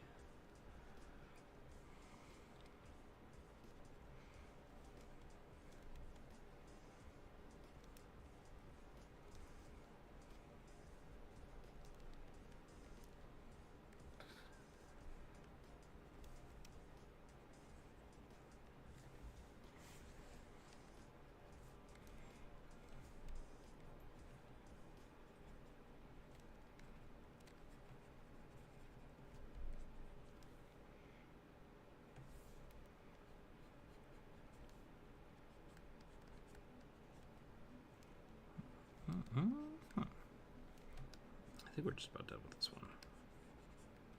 Maybe give her like a tool bag. A tool bag's a good idea.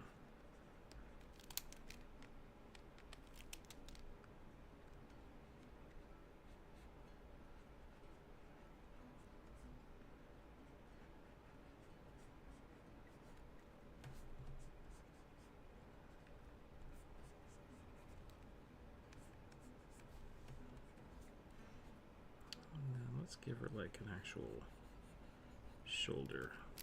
Maybe not a shoulder pad, but like a greave? Is that right? This is kind of the same thing. Something heavy to actually hold the other arm piece up with.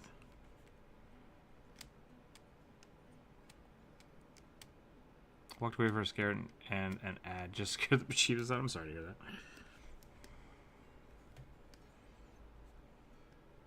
I've been trying to find the sweet spot of YouTube ads. And I think we're on like 3 an hour or something like that. I'm not sure how that works.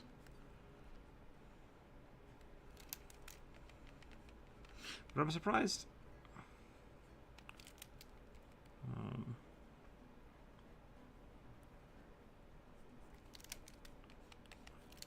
not sure if the YouTube members get ads. If you are a YouTube member and you get ads, let me know. I want to know how that works out. I know as a mod, I do. Okay.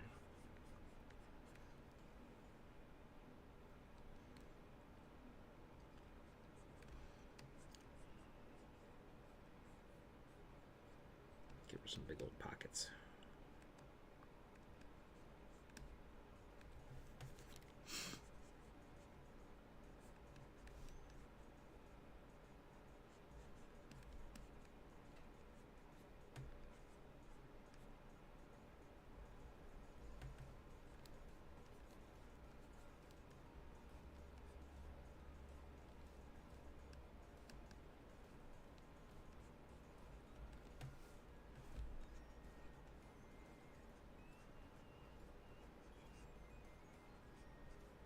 Give her a screwdriver.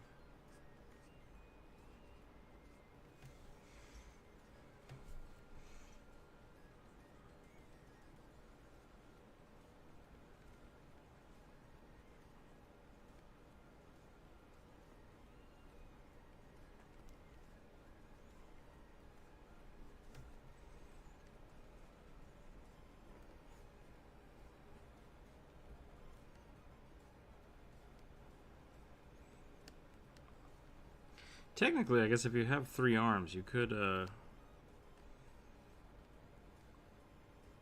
cast 3 Can you cast 2 cantrips in the same turn? Maybe you can't. After one action cantrip, sure. Seems like it. Or cast 1/2 action cantrip and a You get 3 bolts. single action one.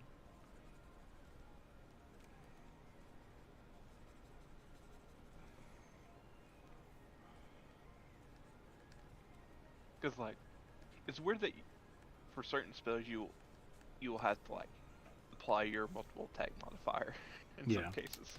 Yeah, if you're doing multiple spell attacks, that makes sense. At least ones that require a attack roll on your part.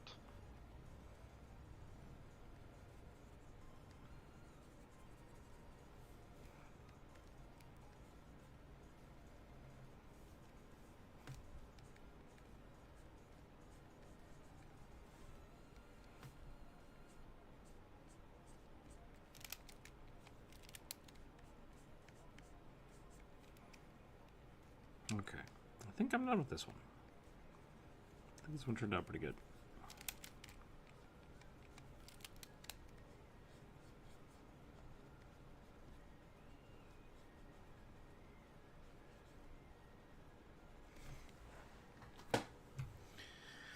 Source your points you can. In my mind, that's 1 in each hand. Yeah, I would think so. Just like... I like it. Alright, that one's done. That one is done. Let's roll some more dice. Don't roll 18. 17. Wow. Wow. Alright, game. A terrestrial shrimp crossbow fighter. Oh, no. Terrestrial shrimp. I assume it's not terrestrial. I'll reread it. No, it says terrestrial shrimp. So like a crawdad? Or are there land shrimp? Mischievous bugs. It's just a bug, yep. That's just a bug. Is it really? I mean, I was just making fun. Oh.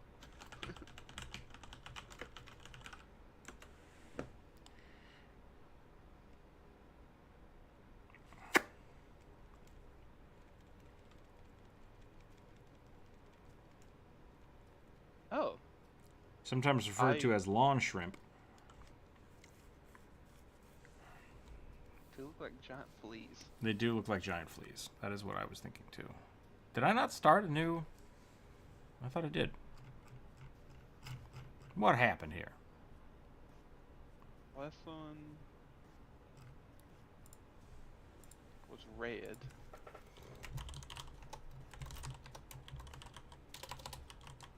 Purple.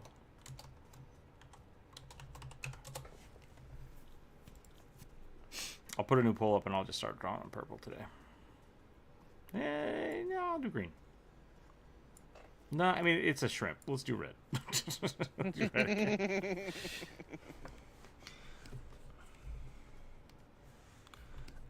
I don't know how I'm supposed to give a shrimp a crossbow.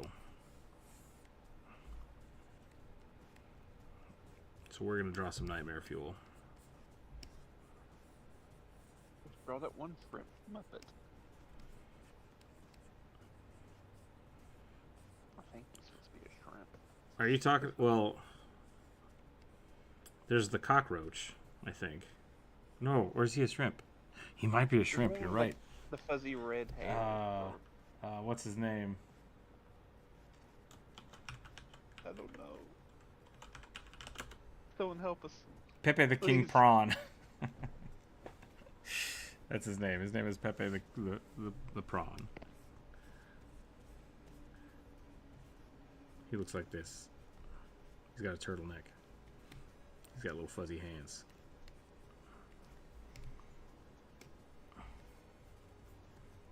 Cause I know he like spoke with a weird like French Cajun accent. Mm-hmm. Yep. Pepe. Pepe the shrimp.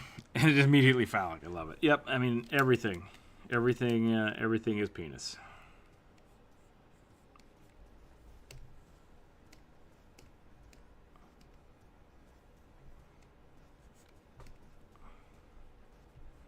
Wait, are there eyes in the front? Eyes are in the front. Bigger.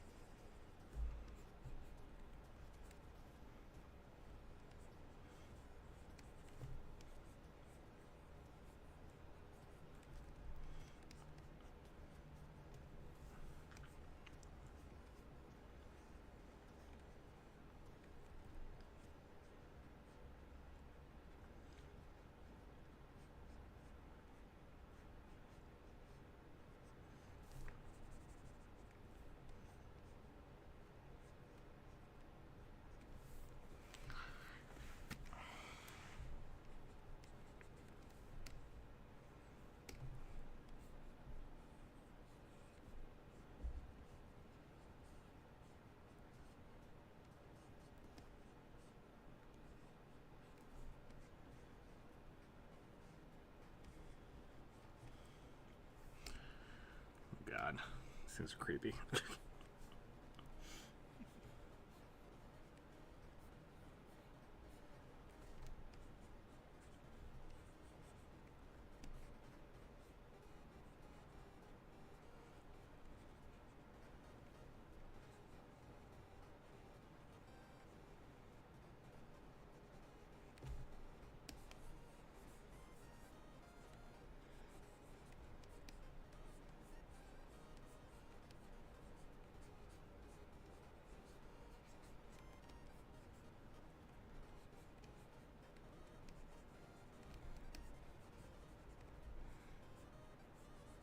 I feel like Drew would be proud of this one.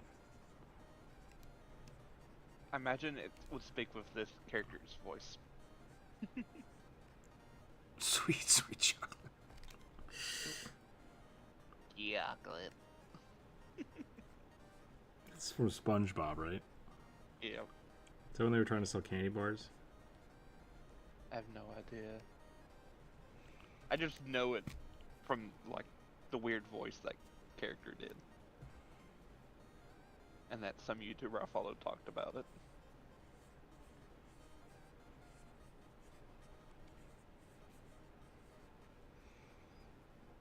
Just noticed the Skull Crow is the new mascot. Yeah, I'm trying it out for a little while. We'll see what happens.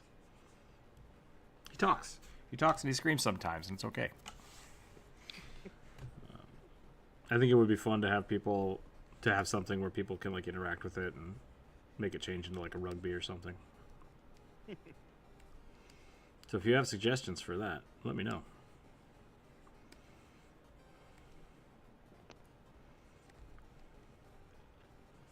Guess we'll give this. YouTube had things like channel points, like Twitch does, could like cast polymorph on Rook, Yeah. turn them into rugby. Poof. It could be a thing.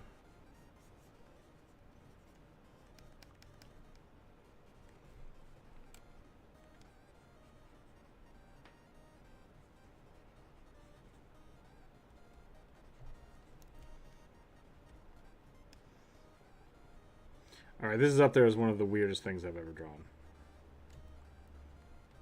It's not the weirdest thing, but like it's up there.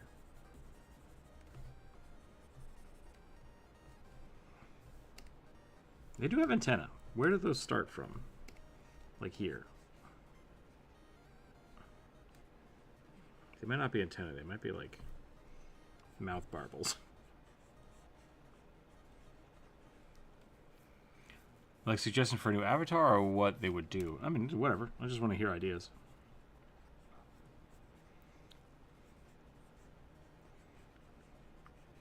Throw spaghetti at the wall and see what sticks. Yeah. People suggesting things doesn't mean I'm going to do them. That's all I'm saying. But I like to hear people's ideas.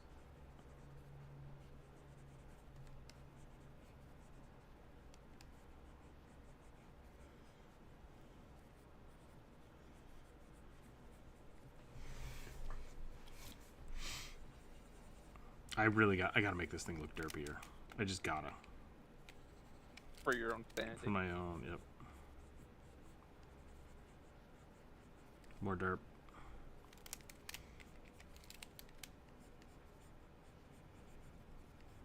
Ooh, pause. We need a shrimp race. Do we though? Like, do we? Moniker? Just like, to what end? You essentially just play a Thri-Kreen and say you look like a shrimp. Like, you're done. Because if you really wanted to play a shrimp race, what that means is, like, you get negative 40 to intelligence, 0 strength. It tastes delicious in butter. I don't know what else. I don't know what else you would do with it. And then you have their OP cousins, the mantis shrimp. They have like a plus 40 to their strength. Yep. Hyper perception. I do know a VTuber that has tomatoes thrown at their for channel points. Different dances. Their hydrate blast, a super soaker stream. That's pretty funny. I'm trying to make Twitch and YouTube work at the same time, and it just keeps breaking. Like for some reason, I can't use Aggie for both. It's really weird. My Twitch system just won't register Aggie. So I'll have to figure that out. But if I could do that, that would be really fun. To let people use channel points and then have it just affect the things.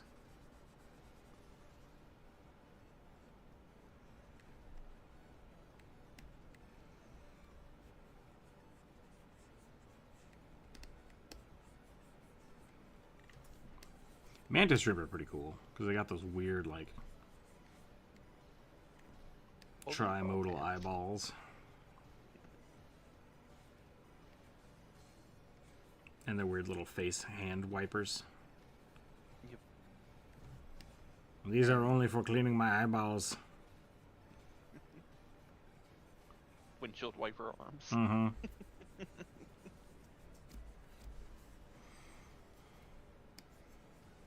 And then Get just the like choice shotgun between hand. You get the choice between shotgun hands or spear arms.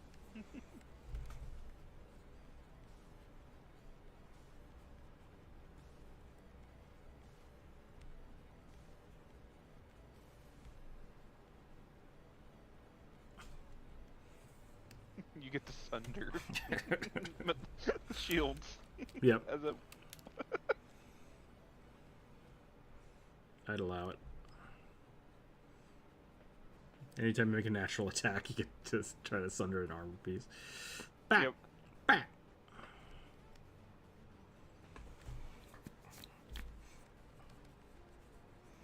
That's some Mortal Kombat finisher move.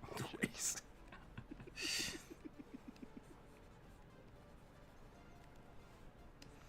God, have you seen mantis shrimp eat crab? I have seen a magic shrimp attack a crab, and the crab just rips off his arms like, "Here, take it, leave me alone." Take my arm. Like, I saw one fighting a little crab, and it just like whacked it, and the crab's just like, just like completely stunned. I was like, oh damn, like, Yep. you just knocked that thing, like just senseless. Like, it's done. It's done. You win. Bap. It's so crazy that the little bubbles that they create whenever they punch, like, create heat and light. Yep. That's like, Jesus. I hate to get hit by one of those. Yeah, somebody said it was the equivalent of like a 22. Yeah. So I don't know if that's necessarily the truth, but like they can crack fish tanks, and fish tanks are pretty tough. But like a BB tank, BB gun can crack a fish tank, so it's like somewhere between there, somewhere between a BB gun. I mean, a 22 is like the BB gun of real guns. Yeah.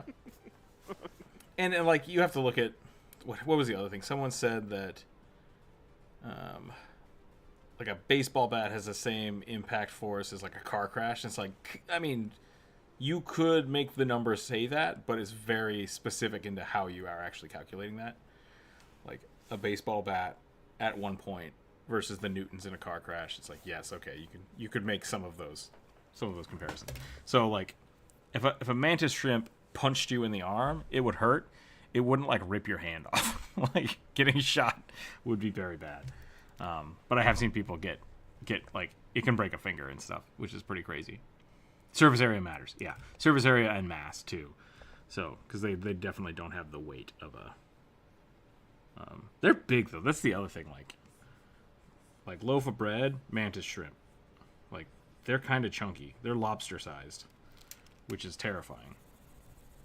It's like the thing you've seen with the bobbit worms. If you've ever seen those on TV. They're those weird worms that like come out of holes in the bottom of the ocean, and they have the giant pinchy claws. And you're like, oh, that's terrifying. I don't like that. And then you see it in real life, and it's like half the size of a person. And you're like, all right, double fuck that. Like, I'm out. I don't want this. I don't go in the ocean anymore. Like, meant for grabbing fish. Very scary. If people want to live in a fantasy world, go live in the ocean. That's all I'm saying.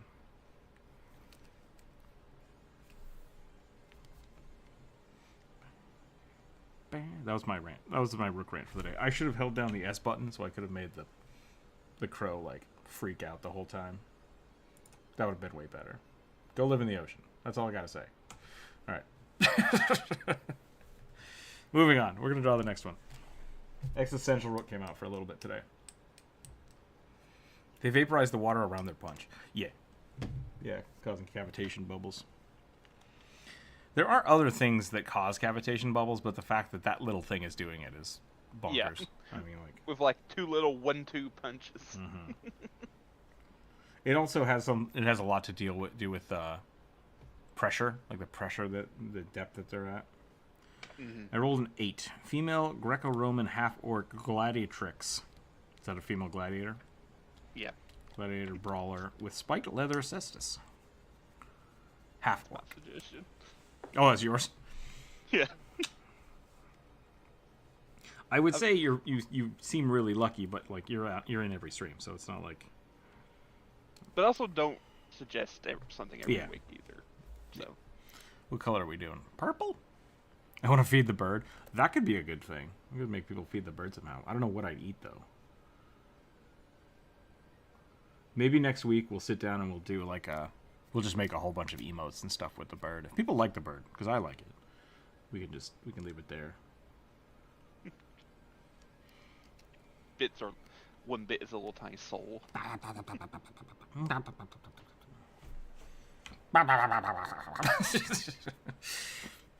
like it. All right. Speaking of corvids, my dad, they was taking off some stuff from skinning deers. Mm-hmm. And there was like a big old only one big old raven there. I was like, what are you doing here? You ain't supposed to be here. Ravens are really rare in my area. Oh yeah. Yeah, they're generally like prefer kind of more colder climates, I believe. Yeah, we have a lot of. I think we have a lot of crows here. I don't think we have any ravens. I think they're more East Coast.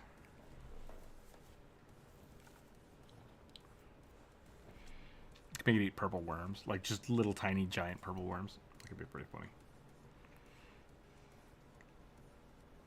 I'm gonna be a smartass. All right, half orc. So sexy orc.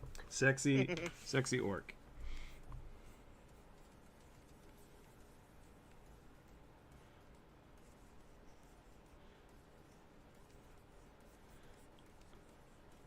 We're going abs for days.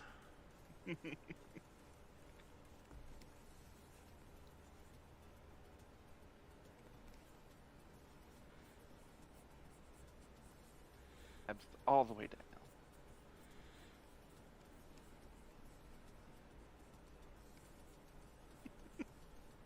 God.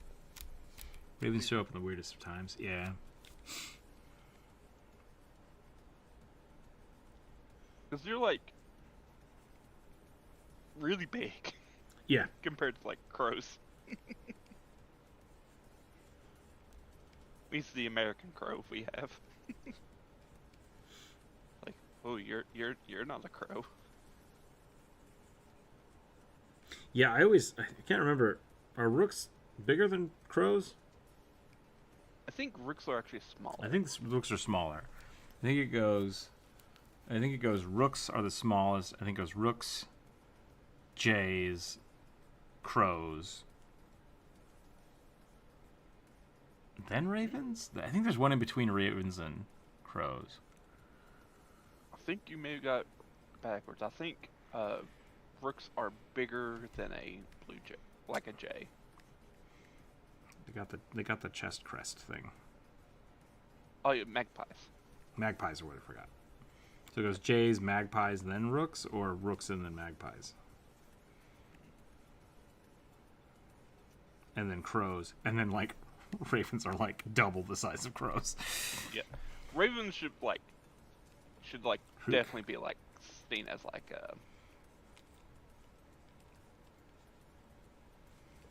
I thought it was like, trippy or like something. birds of prey. No, Monica, I have pseudo control over the bird. Just not very much. But it's a lot of fun. So, your black-white color scheme mask reminds me of Nathis from Pathfinder. That is what it's based off of. Good catch. Could imagine the bird as a familiar for the god of magic. I think that's why I picked it.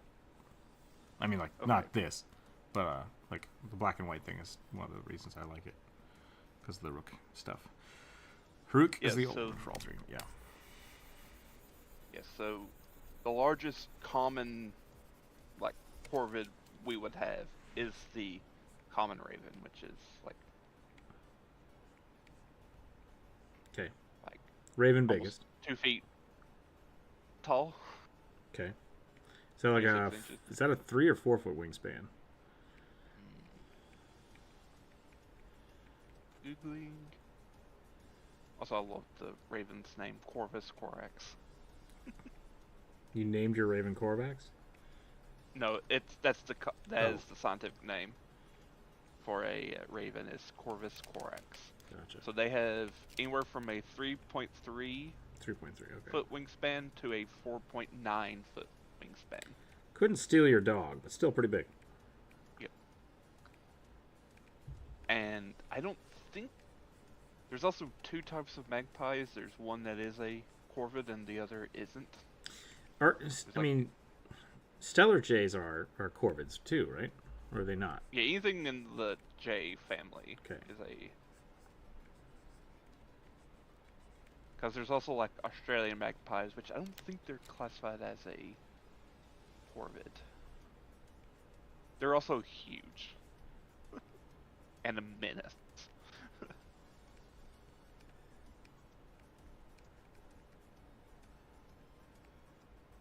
They're the ones that will like attack people while just riding bikes down the street. Get the fuck out of here!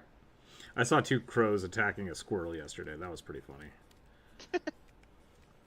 In real life or Yeah, in a video? yeah. No, they were. I was at the store. I guess it was this morning, not yesterday. Jeez, it's been a long day. And there was this crow like climbing up the tree, and these two crows were just, squirrels climbing up the tree. The two crows were just like, "Fuck you, dude!" and just like surrounding it and chasing it up higher in the tree. And the squirrel's like, "I don't know what's going on, please." I did not want him around. Yeah.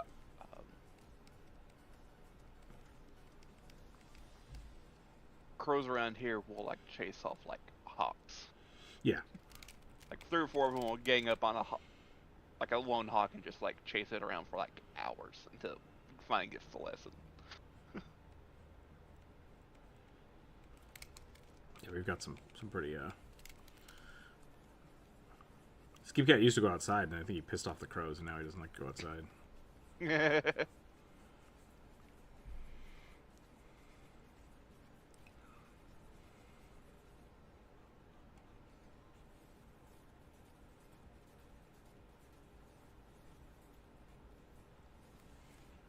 Now he's asleep. That squirrel stole from it before, probably. The crows remember. I mean, that seems to be the case. Mm-hmm. Crows are real smart. Too smart.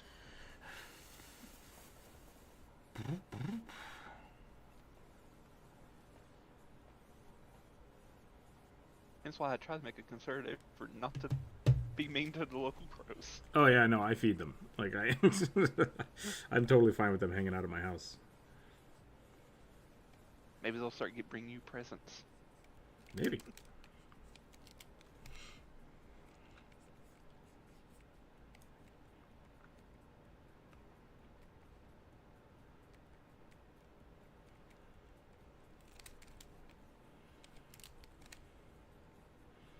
There was one guy that like trained his. I don't know if they were crows. I think they were crows. Trained his crows to find money, bring him money. Genius.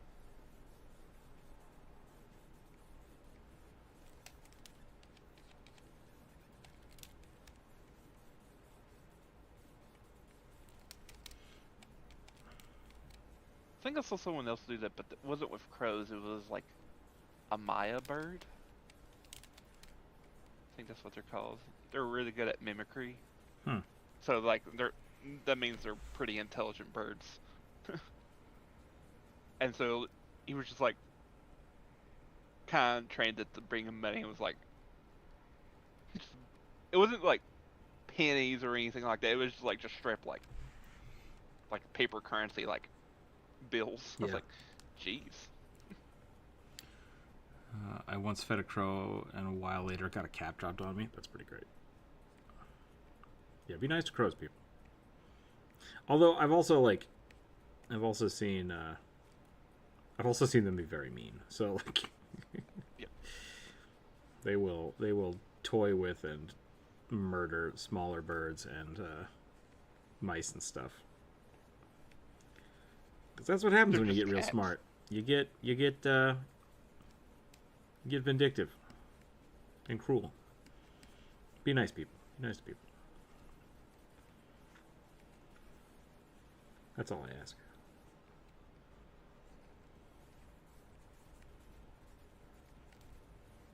Be excellent to each other.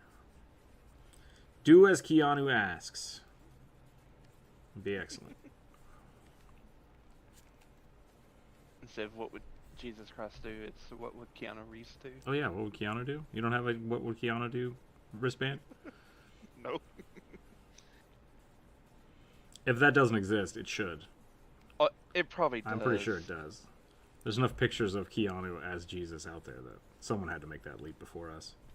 Yep. I mean, he has played the Buddha in a movie. Did he really? Yeah. That's funny. I didn't know. In the movie called Little Buddha.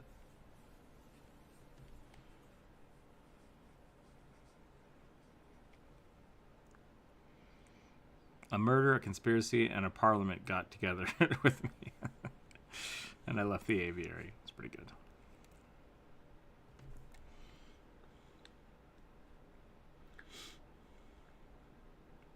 What do you call a group of rooks? Which one's that? Is that what we should start calling the chat? The murder? I'm sure YouTube would love that. Look back at you, murderers. So a collective of rooks is called either a building, Uh-huh. a parliament, Oh. a clamor, Clamor's good. or a storytelling. That's pretty great, too. Storytelling of rooks.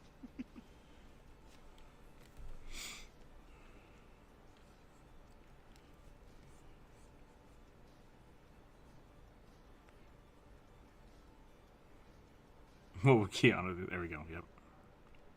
The book.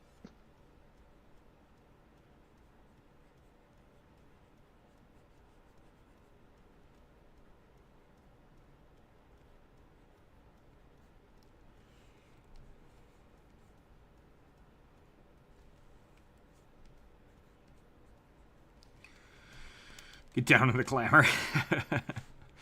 I once had a conversation with a pair of ravens when throwing out my trash. Though I didn't quite understand them, they seemed to just get what I was saying before flying off. And I was like, were they fae? I mean, they could just be crows and ravens. Probably. They could be fae. You never know. But Hunan and Mugen were,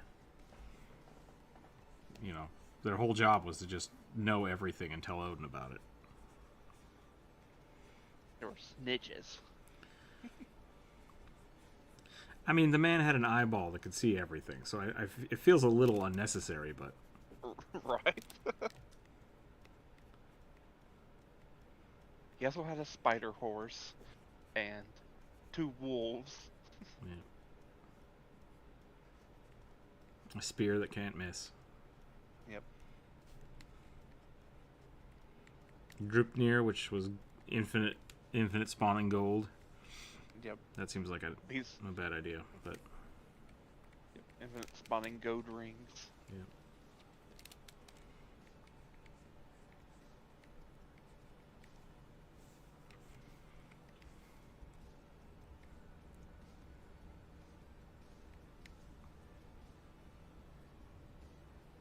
Odin's badass.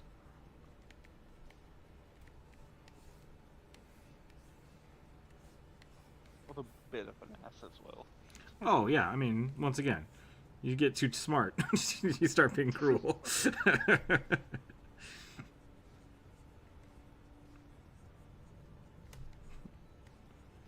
I'll be right back. All right.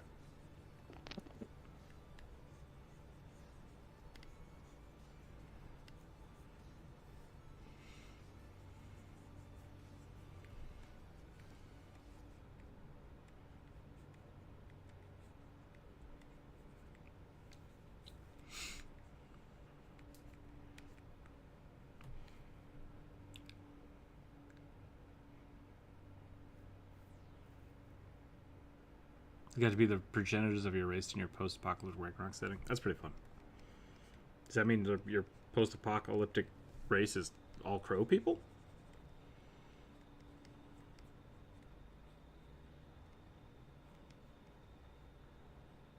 I hear my neighbor mowing his yard, and now I remembered I need to mow my yard. More work. More work? Okie dokie.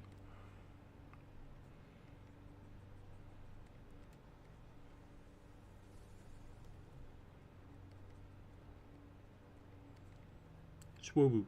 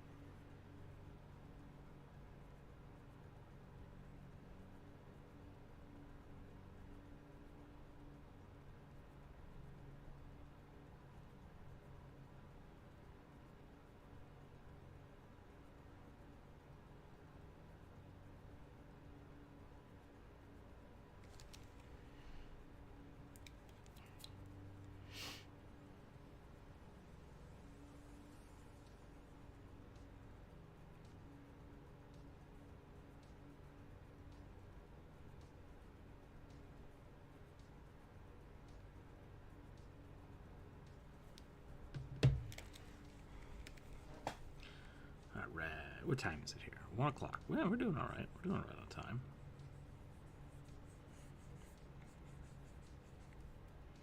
We can do a few more.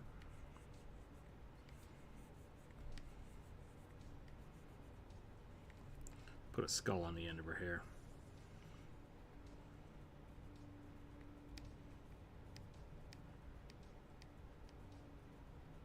What if we called everybody in the chat Raisinets? Ravenettes.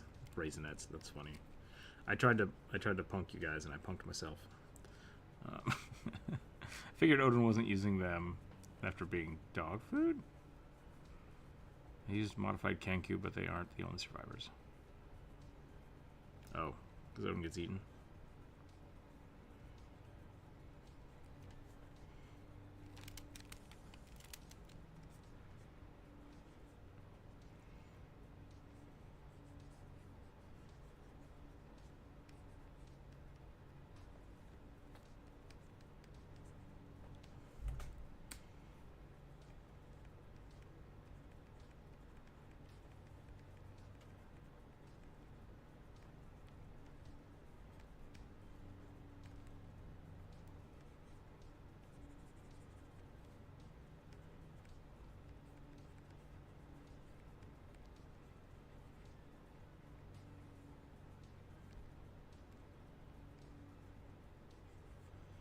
Let me go fill up my water glass, and then we'll roll another one up.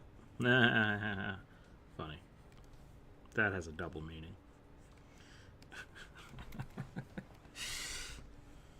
For those of you who are just joining us, if you do have a character you'd like to suggest that is not on the list yet, please, and you're allowed to submit one now. The way this works is I put up a post on Monday, and we use it throughout the week. So if you've already suggested one for Monday or Wednesday, I still have it. But if you've not suggested one, feel free. We let the dice gods decide which ones we draw.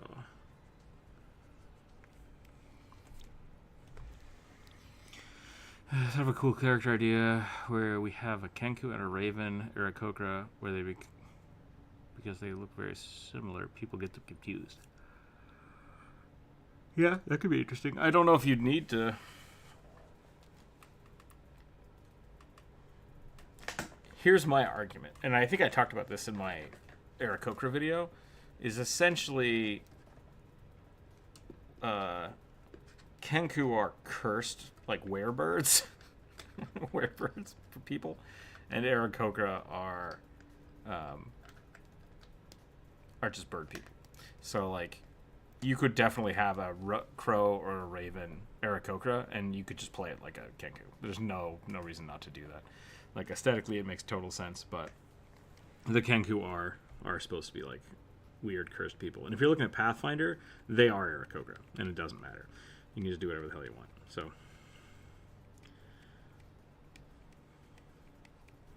I do like the curse, though. The curse is pretty cool.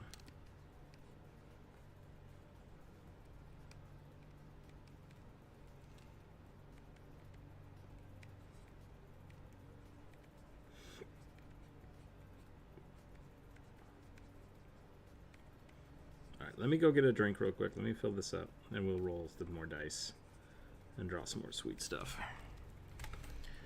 I treat Kenku like Aarakocras, but as bird halflings. Ooh, halflings, interesting. Why do you do that? Kenku are werebirds? Yeah, like they're cursed. They were a cursed race that got lost their ability to talk. That's why they have the mimicry thing. Kind of an interesting story. One sec, be right back. Also, when Rook means werebirds, it's more or less he considers any weird thing a cursed creature. So, since Kenku are cursed bird people, so and yeah.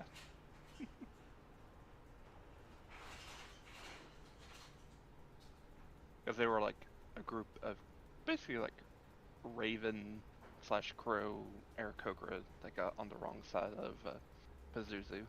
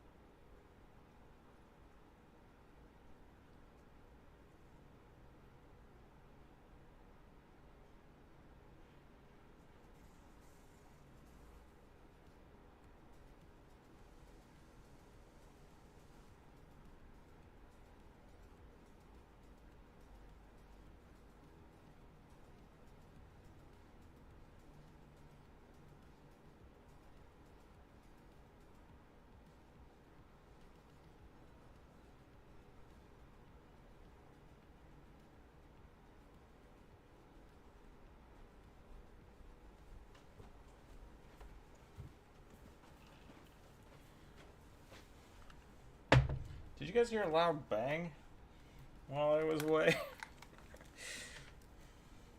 I walked into my kitchen to fill up a water glass, and then as I walked out of the kitchen, I heard like a clap, like something fell.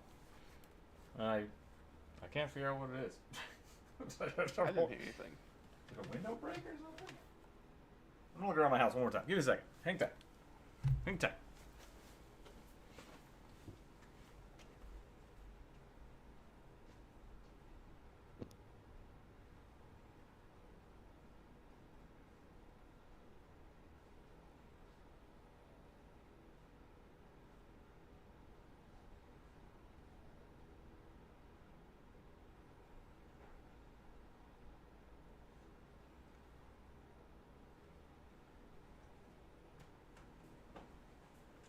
Really weird.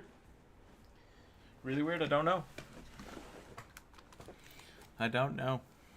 I don't think the mic picked it up. Yeah, alright. Well, whatever. And here we go. Rolling some dice. Whoop. 16. Rolling high today. A pirate captain wearing a tricorn hat. Frock coat, boots, armored bird mask. It doesn't have a race, but it's got the bird mask, so I guess it doesn't matter. We'll just do that. What color are we doing? Color? Everybody picked color, alright.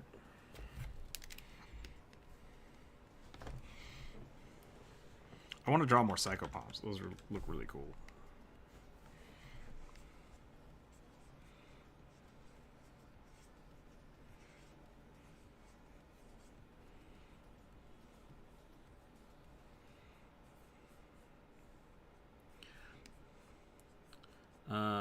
Is a frocked coat like the Navy coat or like the Captain Hook coat?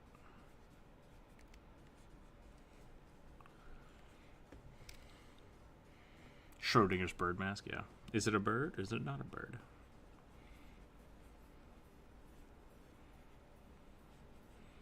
Is it a bird wearing a bird mask?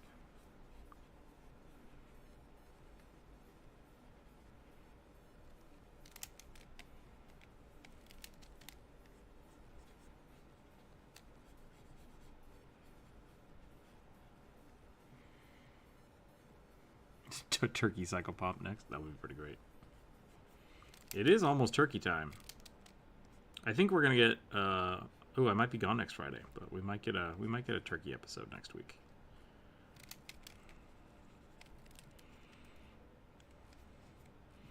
I should have drawn a turkey rugby this week. That would have been smart.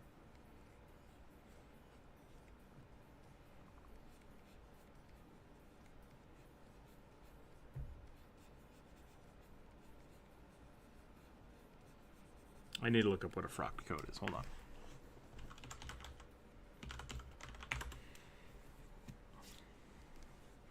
Yeah, okay.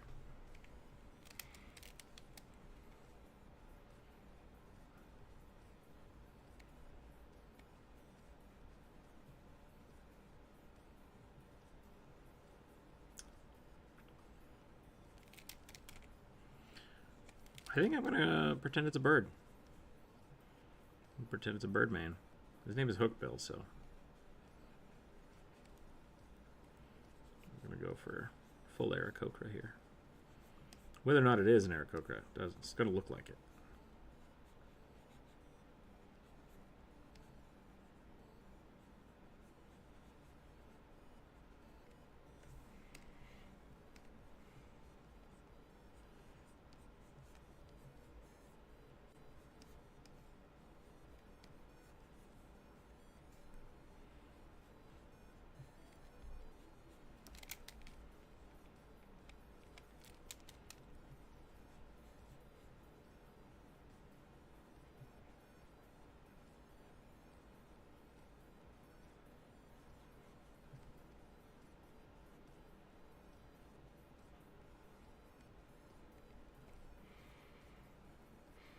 Speaking of Friday, are you also streaming tomorrow, or is this the only time of the week suggestion? No, yeah, I'll be streaming tomorrow as well. If you do a character suggestion early next week, I might consider keeping the suggestion list from this week to pad it out. I usually always do them on Monday, and I keep it that way so it doesn't get confusing. And then because I don't usually I have too many versus not enough. So if we only do Wednesday stream next week, I don't want people. Yeah.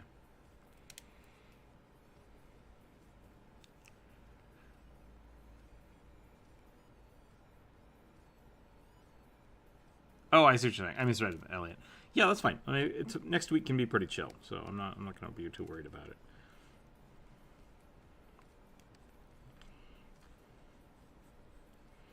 I also have to do we'll probably do the Patreon stream next week.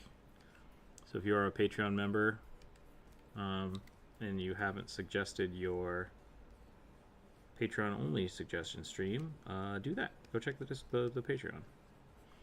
I have a new sticker that'll be going out probably next month, early next month. I might want to wait for one more video before I send out another one, so I can get 2 stickers in there. But okay, frock coats are kind of hard. Here we go. Like this.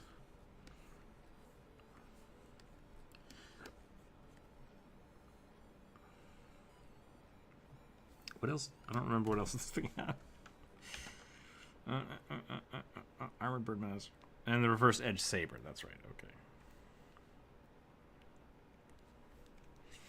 Which, unfortunately, as a pencil drawing, is going to look just like a regular saber. Like, there's not a lot I can do about that.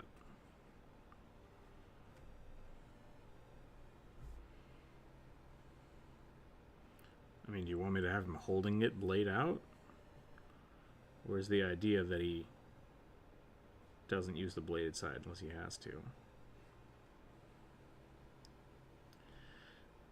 That was the thing that always weirded me out about Roni Kenshin. Is like, just don't have a sharp sword.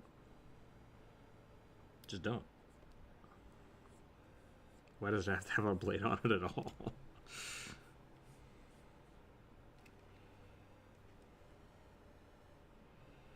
I'm gonna look up some different sabers.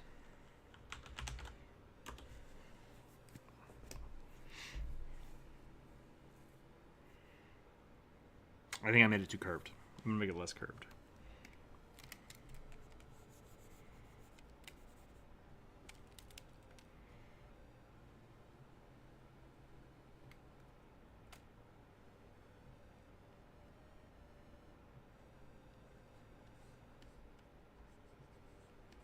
I'm getting wobbly.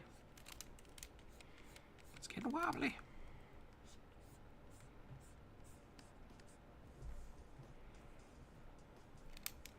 You know what? I'm going to start over. I like this idea. I just want to do it better. I want to do a better job. Join.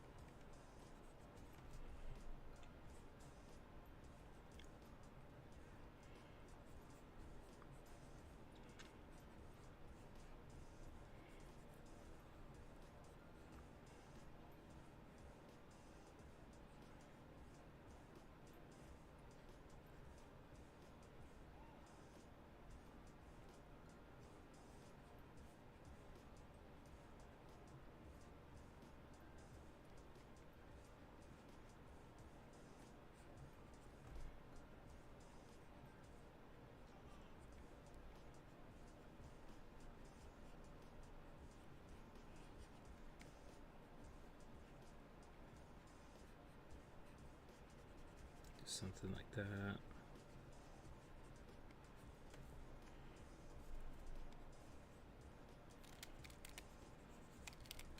I think the feathers are the things that screwed me up here.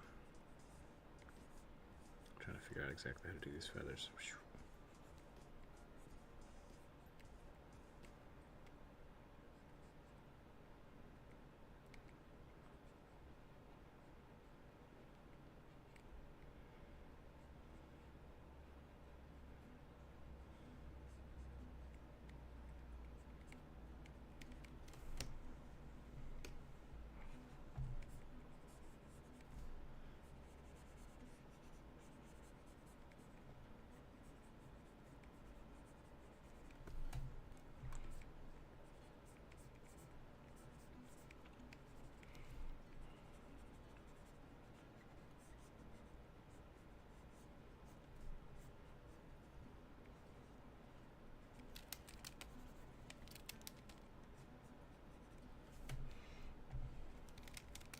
I think my pen is too thick for the amount of detail I want to do here.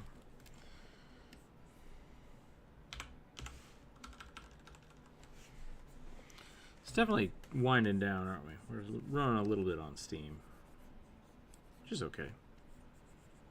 It is a weird Thursday after all.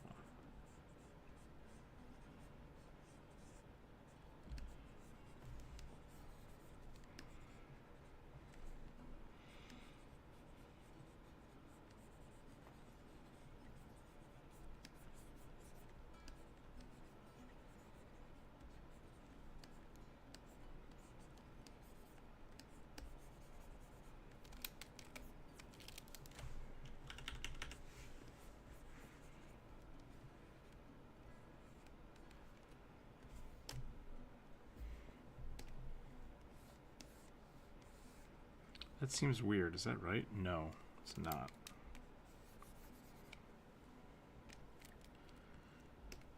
The coat come in and then. Okay, I just need this reference like over here for a minute. Can't for the life of me draw this.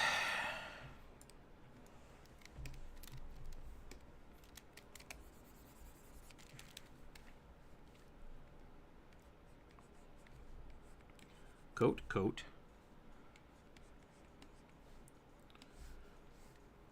In and then out. And then the buttons go in here. There we go.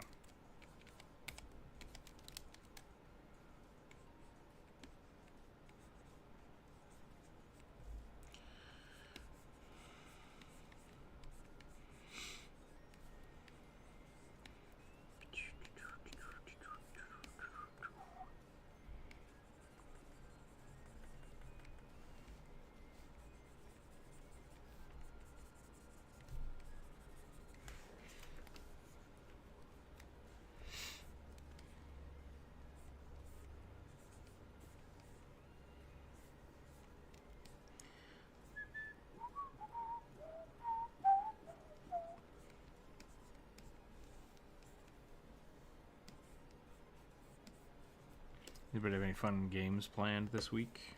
Anybody doing a Thanksgiving one-shot? Playing Thanksgiving games with their family, maybe? That sounds really fun, actually. Maybe I should try to do that.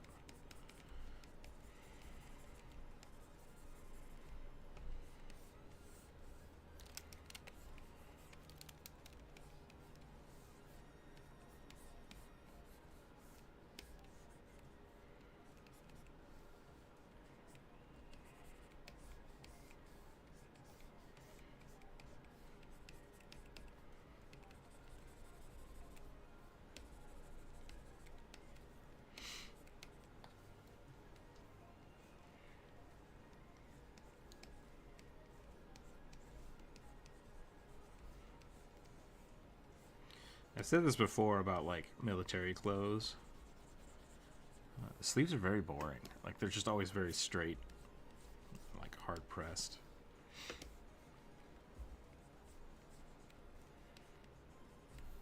I don't know what to do with them because it's just like that's it. Just 2 lines. 2 lines and there we go.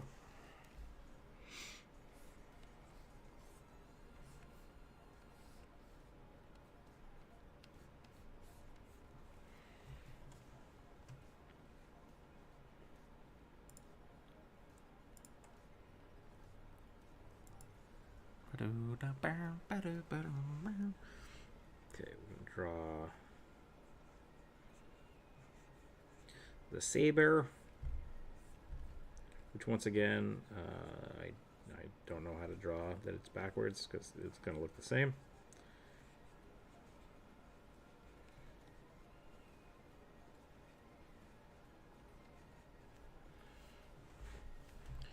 And then we'll put the saber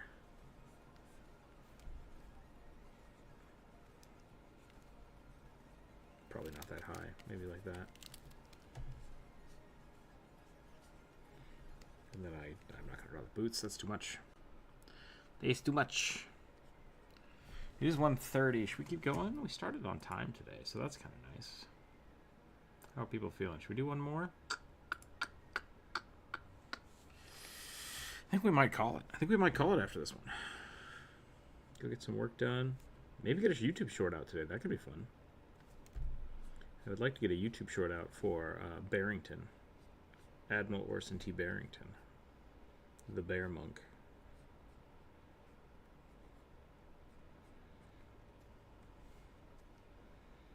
So I think we'll finish this guy up. We'll try to get that out. Work on another video. And then we'll call it a day. Then we will call it a day. Bird squawks. The dice decided everything. Yep, they usually do. They usually do.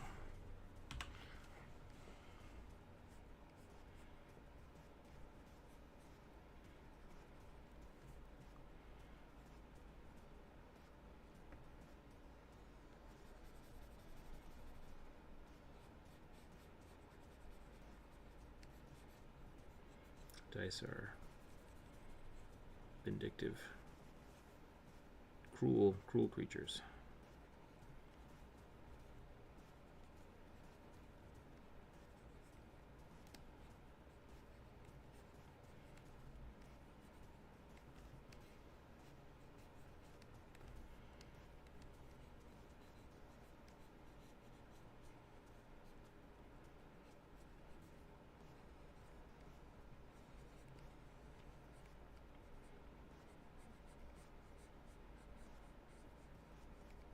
And then we'll be back again tomorrow for the rest of the draw. Same time, same place. And then, yeah. If you do have suggestions for what you'd like to see the little bird do. Somebody said feeding him, I guess. I guess that could be fun. I'm not really sure how I would do that, but I will look into that. Let me know your suggestions for that in the things below. We had a few people have me draw cows, but the side quests don't seem to be too popular, so we'll have to come up with something else. We'll have to come up with something else.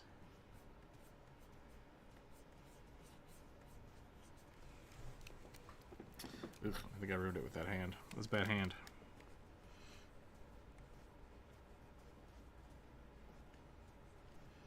I've been listening to the audiobook of Sphere, Michael Crichton book. It's essentially what if spaceships, but bickering. Most of the book is just people bickering.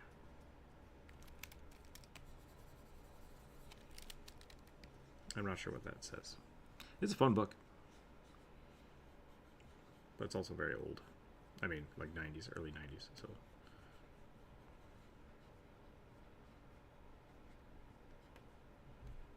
Watch the movie. I think it ends the same.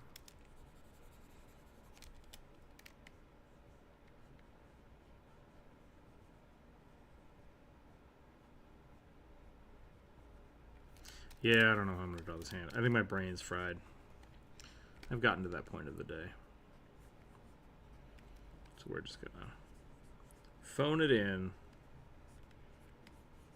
Get the collar. Get the shape. Get the hand. When in doubt, pinky out. Right? Right? That's the thing.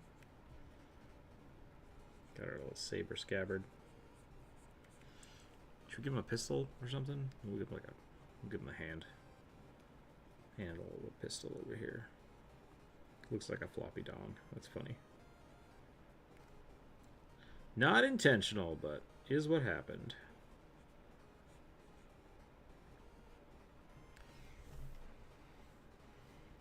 All right. Maybe I'll give him one shoulder pad with little tassels. He can be an admiral. I think that's what that means. I don't know. Thanks again, everybody, for hanging out today. Let's see if there's anybody to raid, see if everybody's online. And we'll go take off. That sounds like a plan. That sounds like a plan. See if anybody's around. Hey, how'd RPG is? Talking about Mass Effect. That's interesting. Let's do that. All right. Thanks again, everybody. Thanks for hanging out. We'll see you again tomorrow. And then next week, bring your suggestions for Turkey Day. Otherwise, we'll keep on keeping on. Stay happy. Stay healthy. Keep your dice on the table. And we'll catch y'all later. Tomorrow.